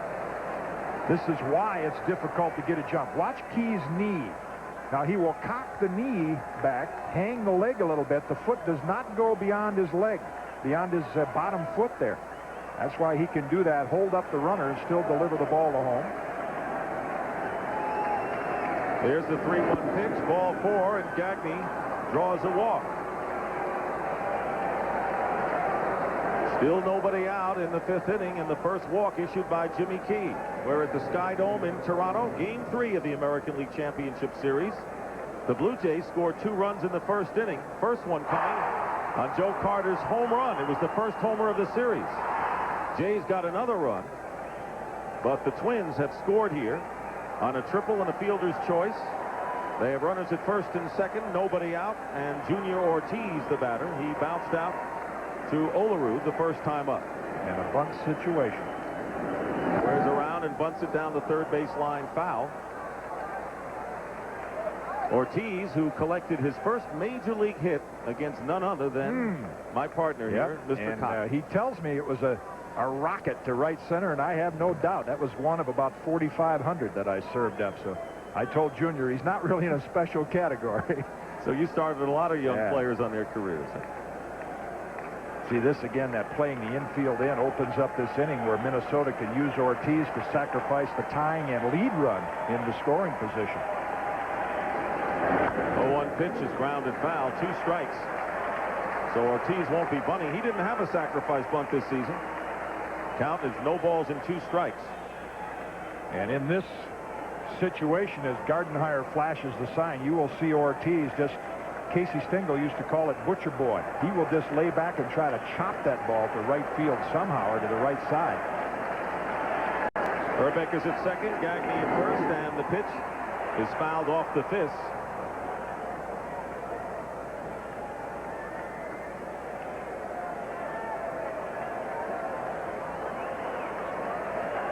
Still 2 strikes to the Twins catcher. 2-1 game. Jimmy Key trying to work out of trouble here.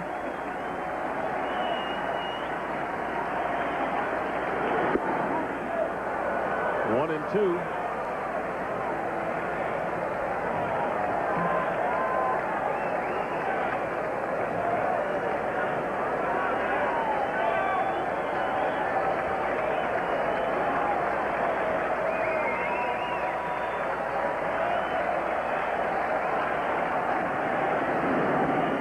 That's low. 2 balls and 2 strikes. Herbeck is at second base, Gagne at first, and Gardenhire, of course, has to keep a lookout in case Ortiz gets a base hit. Herbeck, not the speediest base runner, might be held at third if there is a base hit, and the ball is hit back to the mound. Key goes over to second to lead for 1, the throw to first, and they turn the double play as Herbeck advances to third. But a big double play for Toronto.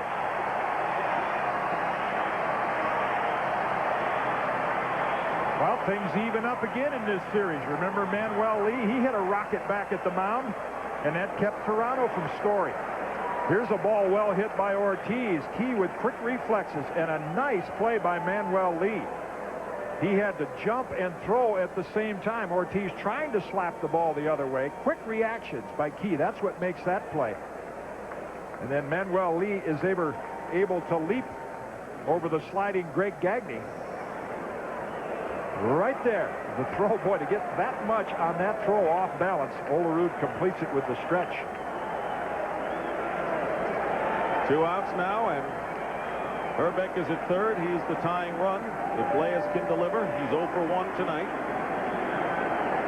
2-1 the score. Curveball is in for strike 1 to Leyes. Leyes platooned with Mike Pagliarulo at third base at 5 homers and 20 runs batted in this year.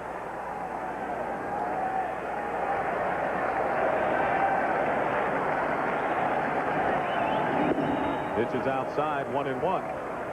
Leyes had a celebrated roommate at college at Concordia College in Bronxville, New York. None other than actor Matt Dillon, who's going to be here in Toronto for the game tomorrow night. He may attract a little attention. Neighbors grew up around the corner from one another. There's a curve in for the strike, 1 and 2. Key can keep you off balance. Boy. You know, the power pitchers like Ryan and Seaver and Gibson, they've sold a lot of tickets, but if you enjoy pitching, I'd pay to watch this guy pitch anytime. In and out, to and fro. Herbeck at third, 1 ball, 2 strikes to Leyes. Reaches out and hits a roll to Lee at shortstop, and the throw is in time. Twins get a run, but they leave a man at third, and in the middle of the 5th inning here at the Sky Dome, it's 2-1 in favor of the Blue Jays.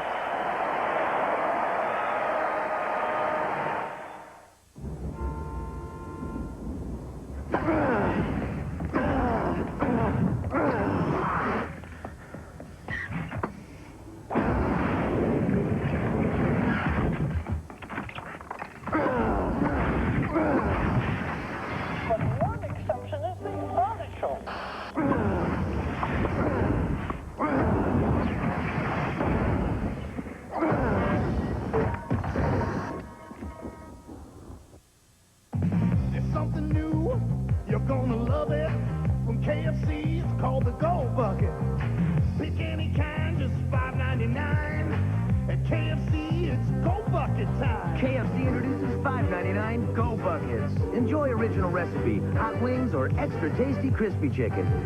Choose any one for just $5.99. Nobody's cooking like today's KFC. Nobody's cooking like today's KFC. In today's financial climate, you need the strength and stability of the Buffalo. At Hennessy and Bowles. Still going. Nothing outlasts the Energizer. They keep going and going and... It's happening. Some people are climbing out of their imports and getting into the 1992 Buick Regal sedan. Why? One simple, overwhelming consideration. Quality. Buick quality. It's something you might want to get into yourself. Regal from Buick, the new symbol for quality in America and beyond. With the HTA? Hotel Fees of America, East Coast branch. He was the Palace Hotel's #1 security problem. I'd like to introduce to you the new special head of security for the hotel. Hold your applause. Now he's her problem. I've got your police record in my briefcase. And you can carry it without help? You must be working out. Next Friday on CBS. Any ideas? Keep your eyes on this man. What if I kiss the end of your nose? Because he's the Palace Guard. Back at the Sky Dome, Blue Jays trainer Tommy Craig just spent the last 40 seconds retaping Joe Carter's right ankle. He said it was just to reinforce it, but Carter has had a problem with this ankle. He sprained it earlier this year. Up to you, Dick. All right, Leslie, thank you very much. This crowd erupted when Joe Carter came up and finished the game. This was the play, the triple by Shane Mack, and Carter, after trying to retrieve the ball, went down in a heap, and there was silence for a long time as Carter was down, and he got up and finished the inning. Now, fortunately, no cyclone fence behind that sort of a plastic or vinyl covering. Roberto Alomar leading off here in the 5th inning. Takes a strike, 3 balls and a strike. Carter now has walked on to the on-deck circle after his ankle was taped, and Alomar leads off with a walk to start the Blue Jays 5th. That is the 5th base on balls given up by Scott Erickson, and here's Joe Carter, and he'll get a hand.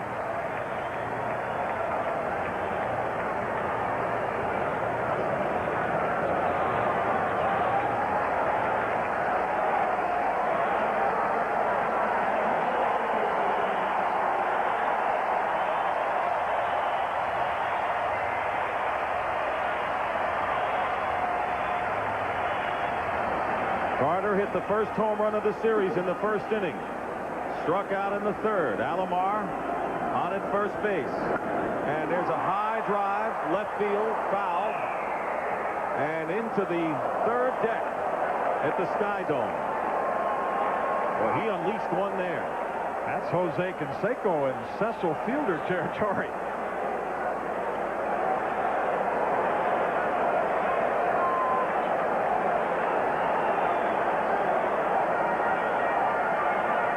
David West is warming up again for the Twins. Erickson has now matched his season's high with 5 bases on balls. Throw over to first base. Alomar, a threat to run. The Blue Jays not been a station-to-station type offensive team this year. Alomar doesn't go, and the pitch is lined down the left field line, and it's foul by just a few feet.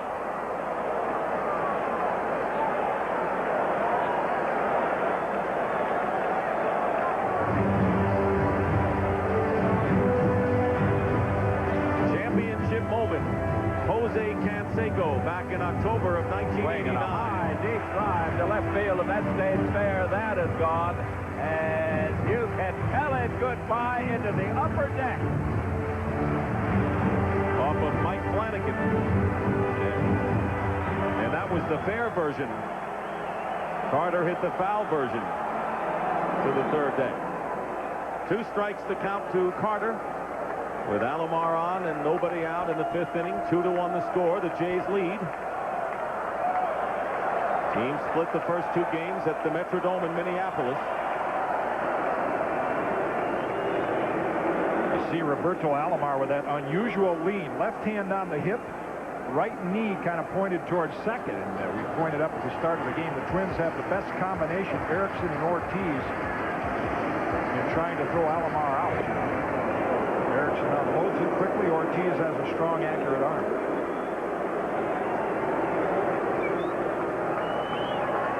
The Blue Jays did not steal a base against Scott Erickson this year. They had one attempt at by Alomar, but he was unsuccessful.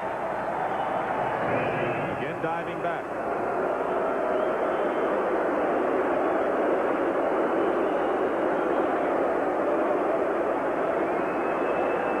See, there's a method to this. The Blue Jays feel Joe Carter may get a breaking pitch on 0-2, and that's an easier pitch for Alomar to steal on.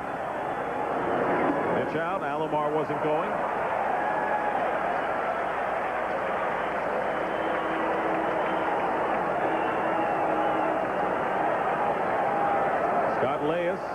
is deep at third and guarding the line as you would in late innings in a close game. Joe Carter is one of those hitters, no matter where you pitch him, he is primarily a pull hitter, and thus lay us close to the line.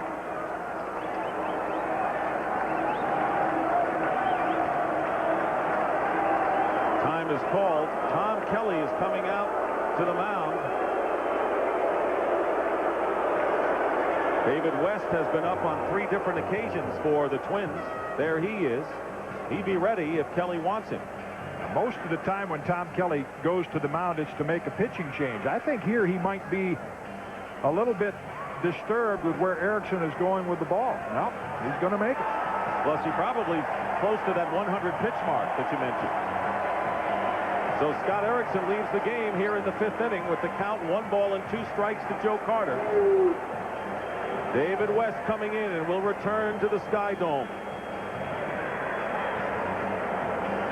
And we'll have a news report after this message.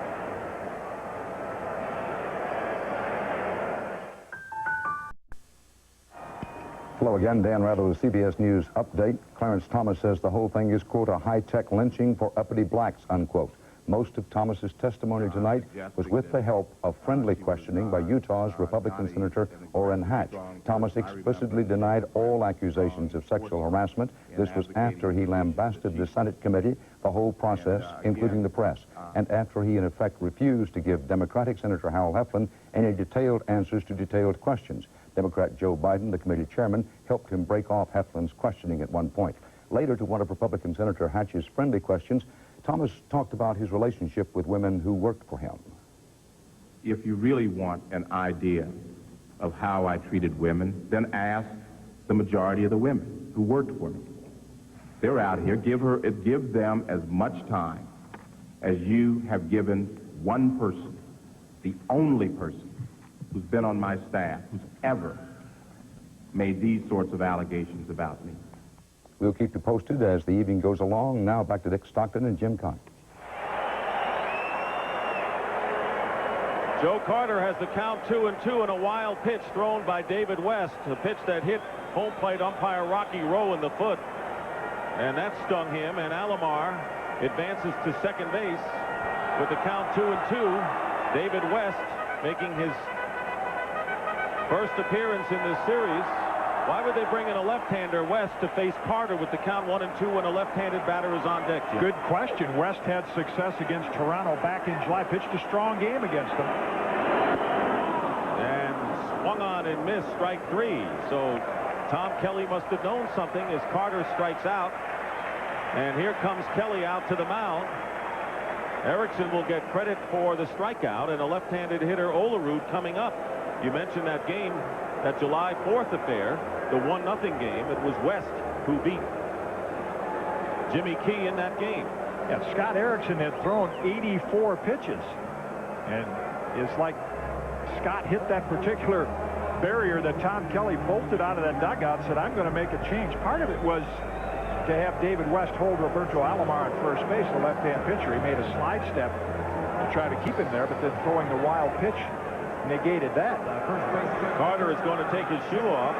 They take the ankle, but it may not be totally to Carter's liking right now. He still must have some pain.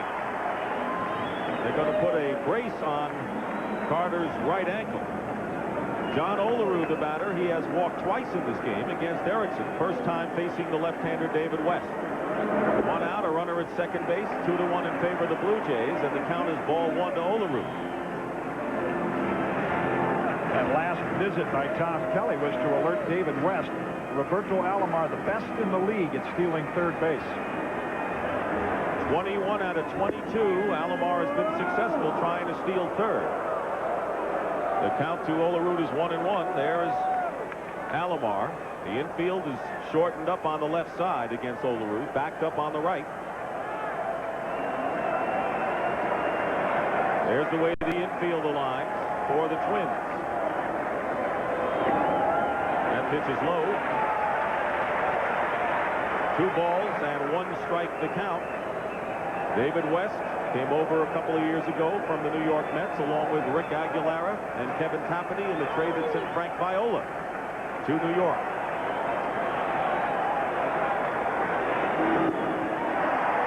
and a strike. Here's that trade. And the Twins rather happy with it.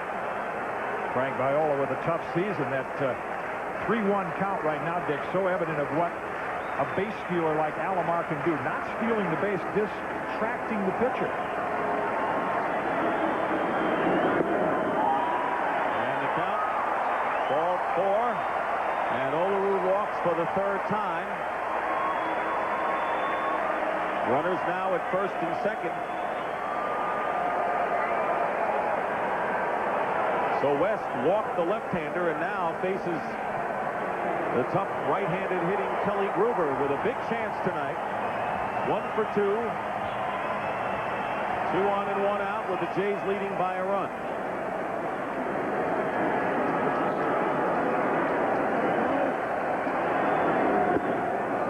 Swing and a miss, strike 1.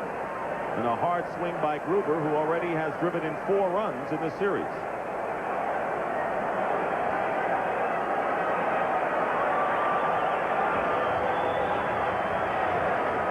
Alomar is at second. He's Erickson's responsibility. Olerud is on at first base.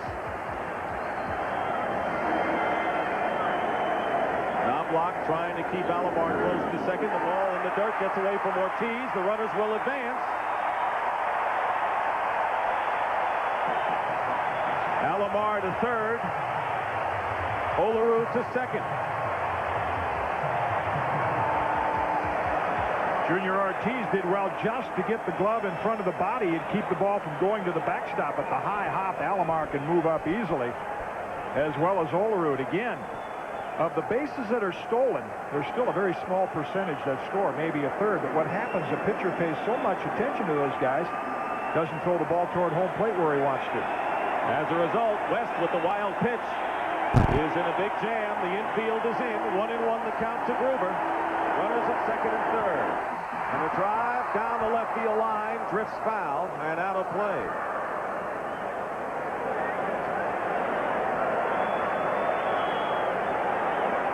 Couldn't ask for a better scenario for Kelly Gruber if you're a Blue Jays fan, but Alomar on at third base, Olerud at second in a 2-1 game here in the 5th inning. This is the critical batter of this game thus far, right here. Scott Erickson had to get a big out last inning, getting Devon White to keep the Blue Jays extending the lead. West is in the same position here.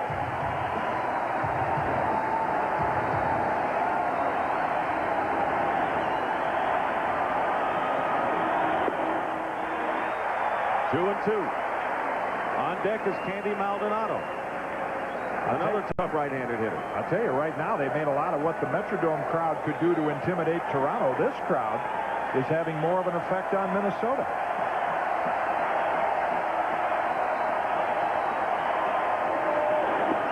Swing and a miss on a pitch up in the strike zone, and David West gets a very big strikeout, getting Gruber out number 2 now. That's why the left versus right situation and matchup is often disregarded by managers. David West has had good success against this team with that fastball, and he gets it by Kelly Gruber. Not easy to do. So the infield moves back with 2 outs. A huge strikeout for David West. And here's Maldonado. His double knocked in a run in the first inning. He's also walked.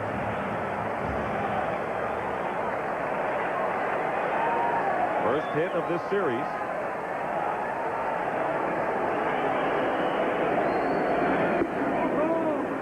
This is inside, ball 1. Scott Erickson came out after walking Alomar. He was ahead on the count to Carter, 1-2, and Tom Kelly took him out.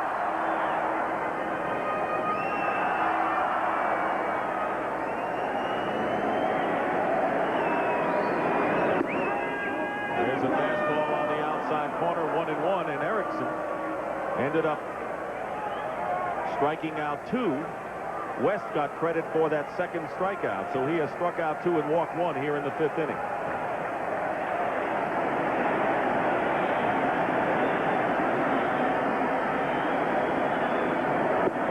Right down the middle, strike 2 to Maldonado, who did not pull the trigger, and the count is 1-2. Sometimes that first at-bat, if you're Candy Maldonado, you've seen the sinking action of Scott Erickson's fastball. Now all of a sudden David West comes in there with a high 80, low 90 heater.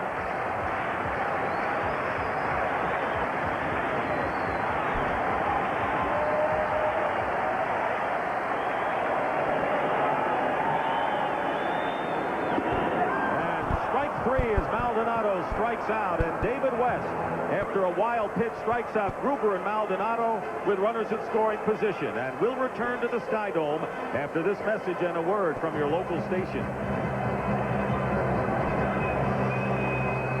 What is Prozac? We're at the Sky Dome in Toronto. Game 3 of the American League Championship Series. The Blue Jays struck early. Joe Carter with the first home run of the series with nobody on and 2 out in the first inning. Candy Maldonado with his first series hit, a double, made it 2-0. And then Jimmy Key facing Ken Herbeck, Shane Mack at third, and on a fielder's choice, Alomar going home with it was late, and that's how the Twins scored their 1 run. So it's 2-1 with Dan Gladden leading off in the 6th inning against Jimmy Key. Looks at a curveball for strike 1. We're still buzzing here at the Sky Dome after David West had thrown 2 wild pitches, struck out the side, getting Gruber and Maldonado with runners in scoring position. Gladden with a fastball in tight. 1-1. He's 0 for 2 this evening. Boy, that's why the managers manage, the players play, and the rest of us watch. I mean, years ago, you bring a left-hand pitcher in to face those kind of right-hand hitters. The second guessers would be buzzing.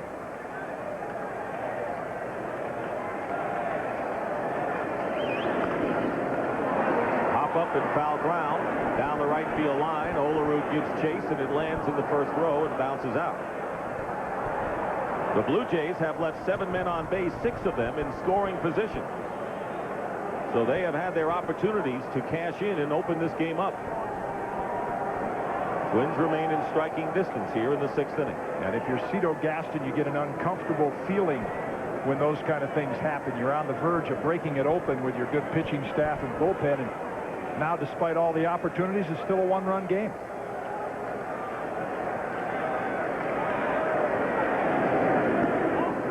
Two and 2 to Gladden. Knobloch and Puckett to follow here in the 6th inning. Jimmy Key has given up 1 run on 2 hits. He's walked a batter and has struck out 1.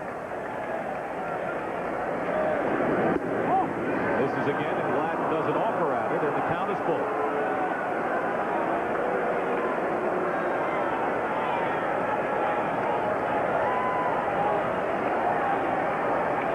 Not anxious to put Gladden on with Knobloch coming on. Gladden the best base runner for the Twins.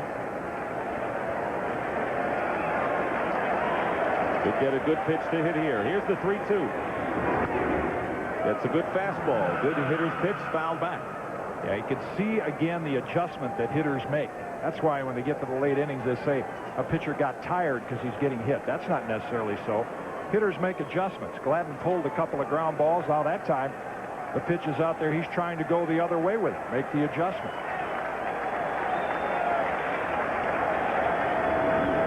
And a one-hopper back to Key. He made a good pitch on Gladden for the first out here in the 6th. Good changeup by Jimmy Key.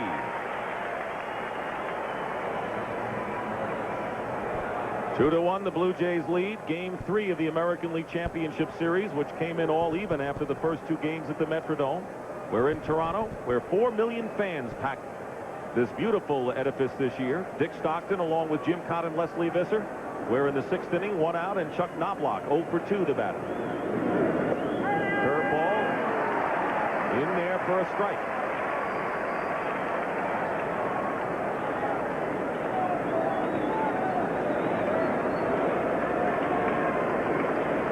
And this Blue Jay crowd has been louder than most we've heard this year. Yeah.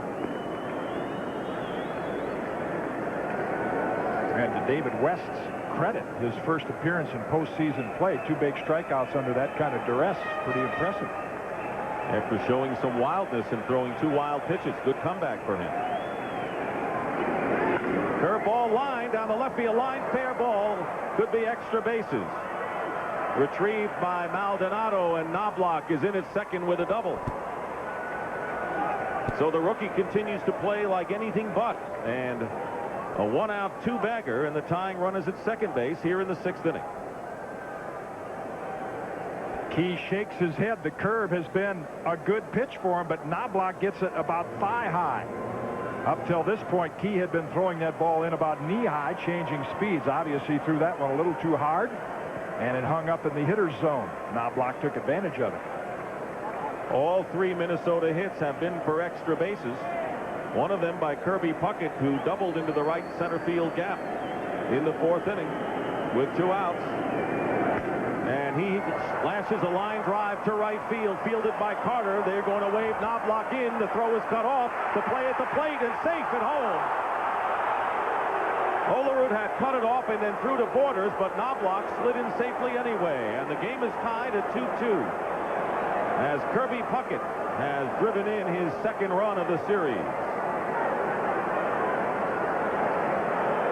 Like his last at-bat, and here's Carter playing in that shallow position. This throw, if it's on line, is in plenty of time to get Knobloch. You see Mack or Chili Davis in the background trying to tell Knobloch to get down and slide. Borders a little too far in front of the plate. If he's back in the line where without the one-hand sweep tag, he can hold onto the ball and block Knobloch off the plate, they've got a chance to get him out. Olerud made the quick return throw, and Knobloch slid around him. Ideally, a catcher would like to be a little closer to the plate in a position to hold that ball and block the runner off the plate. Carter's throw just a little off line, and then Olerud's throw was in time, as you can see from that overhead shot, about 6 feet to the fair side of home plate. That's what enabled the run to score.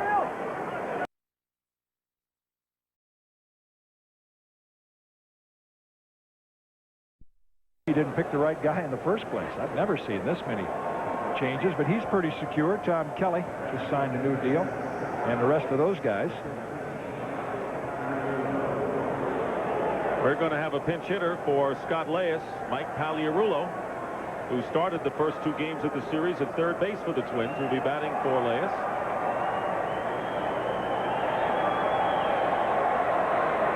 He's 0 for 6 in the series. See, and here's where the guard the line theory. You could go against who the pitcher is and the hitters. Pagliarulo is not really much of a pull hitter anymore, but he can sure ground the ball through that hole. Oh! Way outside, 1-0 the count.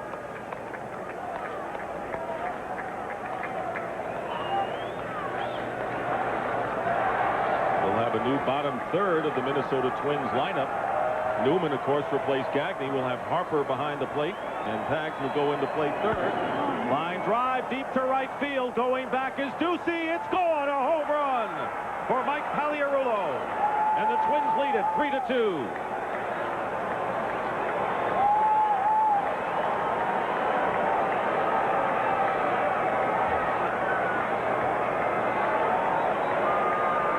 He hit 6 during the regular season, and Mike Timlin has given up a home run to pinch hitter Mike Pagliarulo, and the Minnesota fans exult. Like I said, not much of a pull hitter anymore, but when you get a pitch in this zone, again, the inside part of the plate, look at the barrel of the bat hit the ball in the extension. A veteran hitter like Pagliarulo, one thing in mind, you get a ball on the inside part. One happy fan in this ballpark tonight. His father came down from Massachusetts, both great Boston Bruins fans. Hags once hit 32 homers. That's when he was a power hitter for the Yankees back in '87. But he's delivered the big blow in the first Minnesota home run in this series, has given the Twins a 3-2 lead in the 10th inning. Here's Dan Gladden, who's 0 for 4, and he takes strike 1. Rick Aguilera, who picked up a save in the Game 1 victory for Minnesota, getting ready to come in and save another one, hopefully, for him. May see Gladden take a couple of pitches. Aguilera hasn't had much time to get ready. That's why Ron Gardenhire called him down the line. Ball and a strike to count to Gladden. One out, Knobloch with an extra bit of instruction from manager Tom Kelly on deck.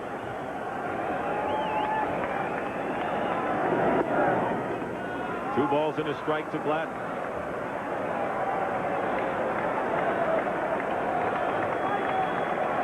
Joe Carter said home field's not going to mean much in this series. It's who makes the fewest mistakes.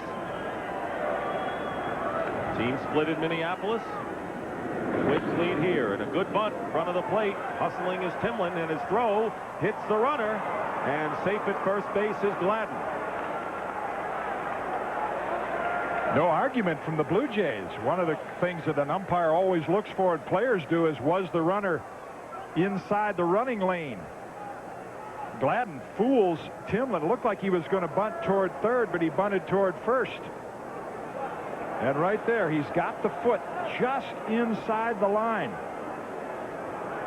Usually a drag bunter. This is a push bunt. Timlin calls Borders off. And Gladden running just on that fine line, but just inside the retaining line down there. Shades of J.C. Martin and the dispute with Earl Weaver in the '69 World Series between the Orioles and the Mets. But Minnesota has a runner at first base in Gladden with one out, and Chuck Knobloch, who has 6 hits in the series. He's been the best Twins hitter. An error has been charged to Timlin.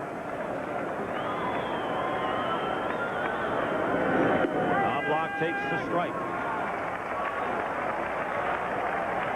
And Dan Gladden, Minnesota's best base runner and best stealer, looks at Ron Gardenhire's sign. That would be a possibility in this situation. Blue Jays have Jim Acker warming up in their bullpen. Aguilera getting set to come in the bottom of the 10th inning for the Twins. There's a strike 2 to Knobloch.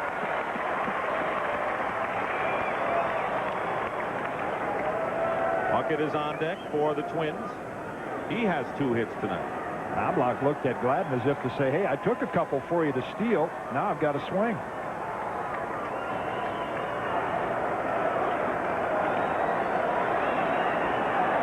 Gladden's a good base runner, perhaps the best all-round base runner that the Twins have, even though Knobloch led the team in stolen bases.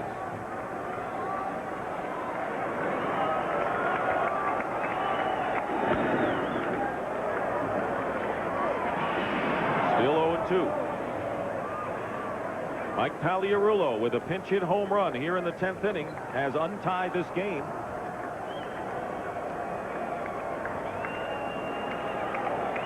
Twins scored 2 in the first inning and have been shut out since the Blue Jays scored 2 in the first inning and have been shut out since then.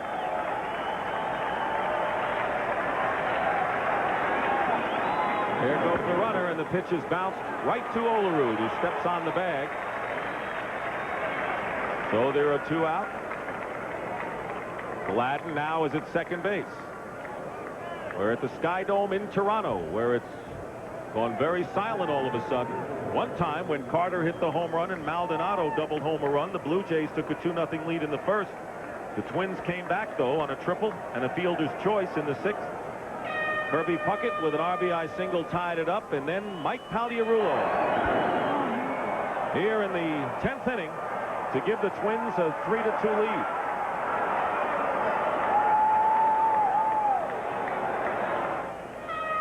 And here's Kirby Puckett, who's 2 for 4 with a double and a single and an RBI.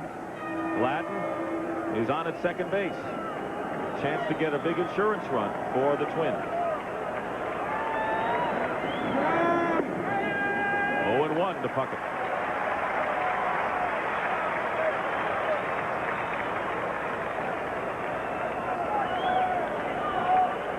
Likes late nights. And late innings.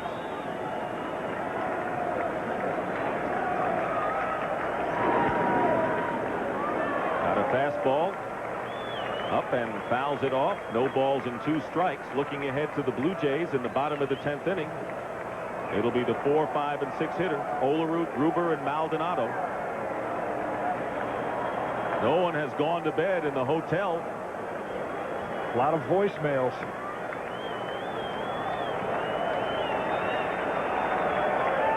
better start with some all-night room service. No balls and 2 strikes to Kirby Puckett.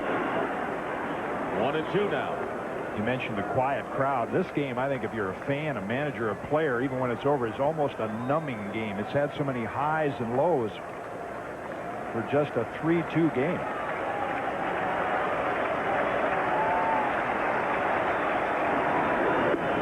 Good fastball, swung on and missed. But Pagliarulo's home run has given the Twins a 3-2 lead as the Blue Jays come up in the bottom of inning number 10.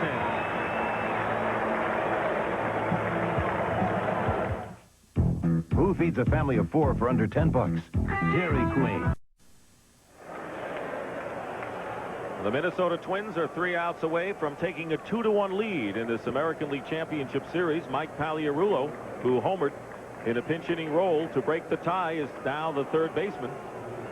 Brian Harper replaces Ortiz behind the plate, and Rick Aguilera is in to try to pick up his second save in this series.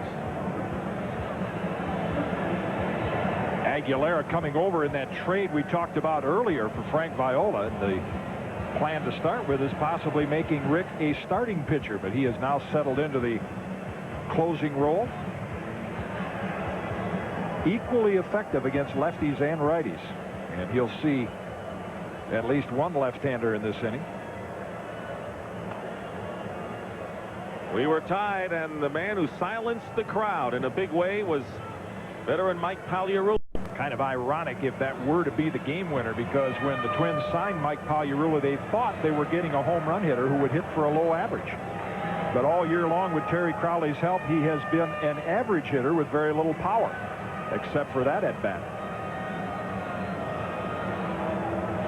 Mike Timlin gave up the home run ball, so we have just had 2 homers in this series, one by Joe Carter in the first inning for the Blue Jays, Pagliarulo in the 10th. And here's Olerud to lead off the 10th.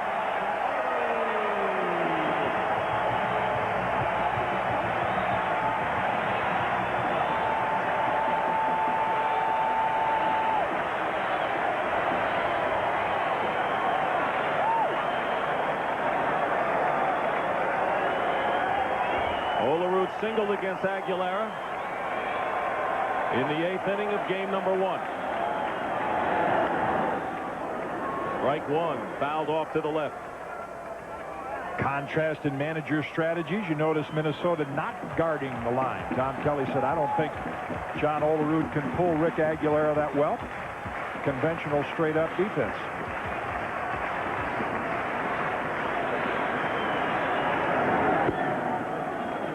One and one to Olerud.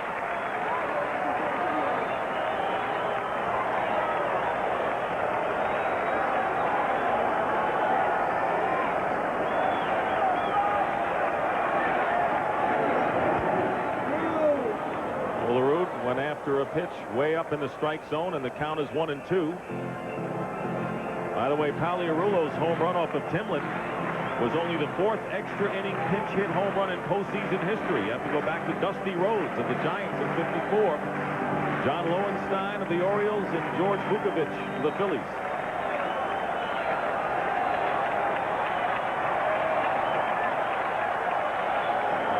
One-two pitch and a ground ball sharply hit to Knobloch, playing very deep at second, and there's one away. Well, our crew has given you tremendous shots. We want to congratulate our camera crew for the great job they've done, and other people as well, such as the coordinating producer of Major League Baseball on CBS, Rick Lasavita. Tonight's telecast was produced by Bob Dekas and directed by Bob Fishman. The senior producer of CBS Sports is Ed Gorin, and the executive producer of CBS Sports is Ted Shaker. Thanks, guys. Boy, isn't that the truth? Great shots, great action. Here's Kelly Gruber with 1 out. Ball 1. He's 1 for 4.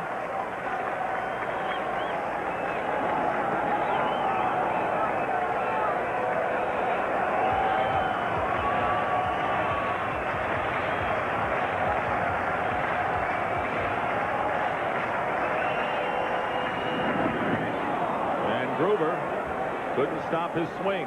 1 ball and 1 strike to Kelly.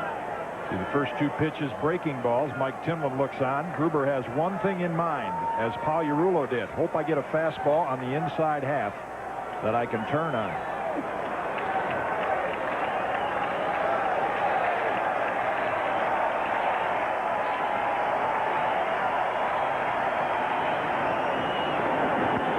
Fastball, and it's popped up. And Harper banged into Kelly Gruber at the plate. He makes the catch in fair territory, but in backing up, Ryan Harper banged into Gruber, who didn't see where the pop-up went. Old spring training drill. Gruber got his pitch inside. See Harper immediately mask off, turn the back, because the ball is going to spin backwards into fair territory. Got his pitch and just got under it. And Harper reacts quickly and maintains his balance. The Blue Jays are down to their last out. Candy Maldonado with 2 out, nobody on base here in the 10th inning. Twins lead 3-2. The Blue Jays have left 10 men on tonight, 7 in scoring position, and did they squander opportunities in the middle part of this game? But not all the Blue Jay fans have given up.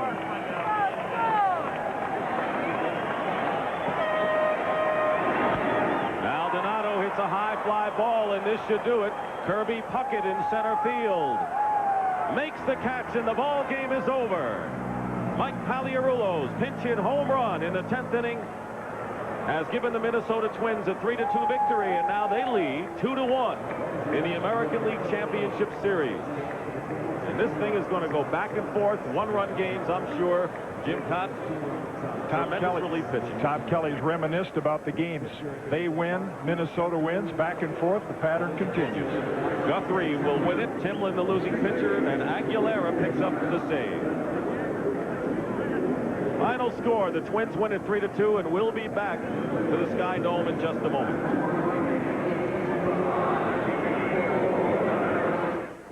Brought just the essentials, huh? What? I think I'll have shampoo. Twins win it, and the Chevrolet player of the game is Mike Pagliarulo. With his home run in the 10th inning, Chevrolet will donate $1,000 in his behalf to the Special Olympics, and right now he's with Leslie Visser. Leslie? Mike, you're only in the game for 2 pitches, but you certainly made one of them count. I'll tell you what, you know, I wasn't in the game very long, but it's pretty much the biggest game of my life.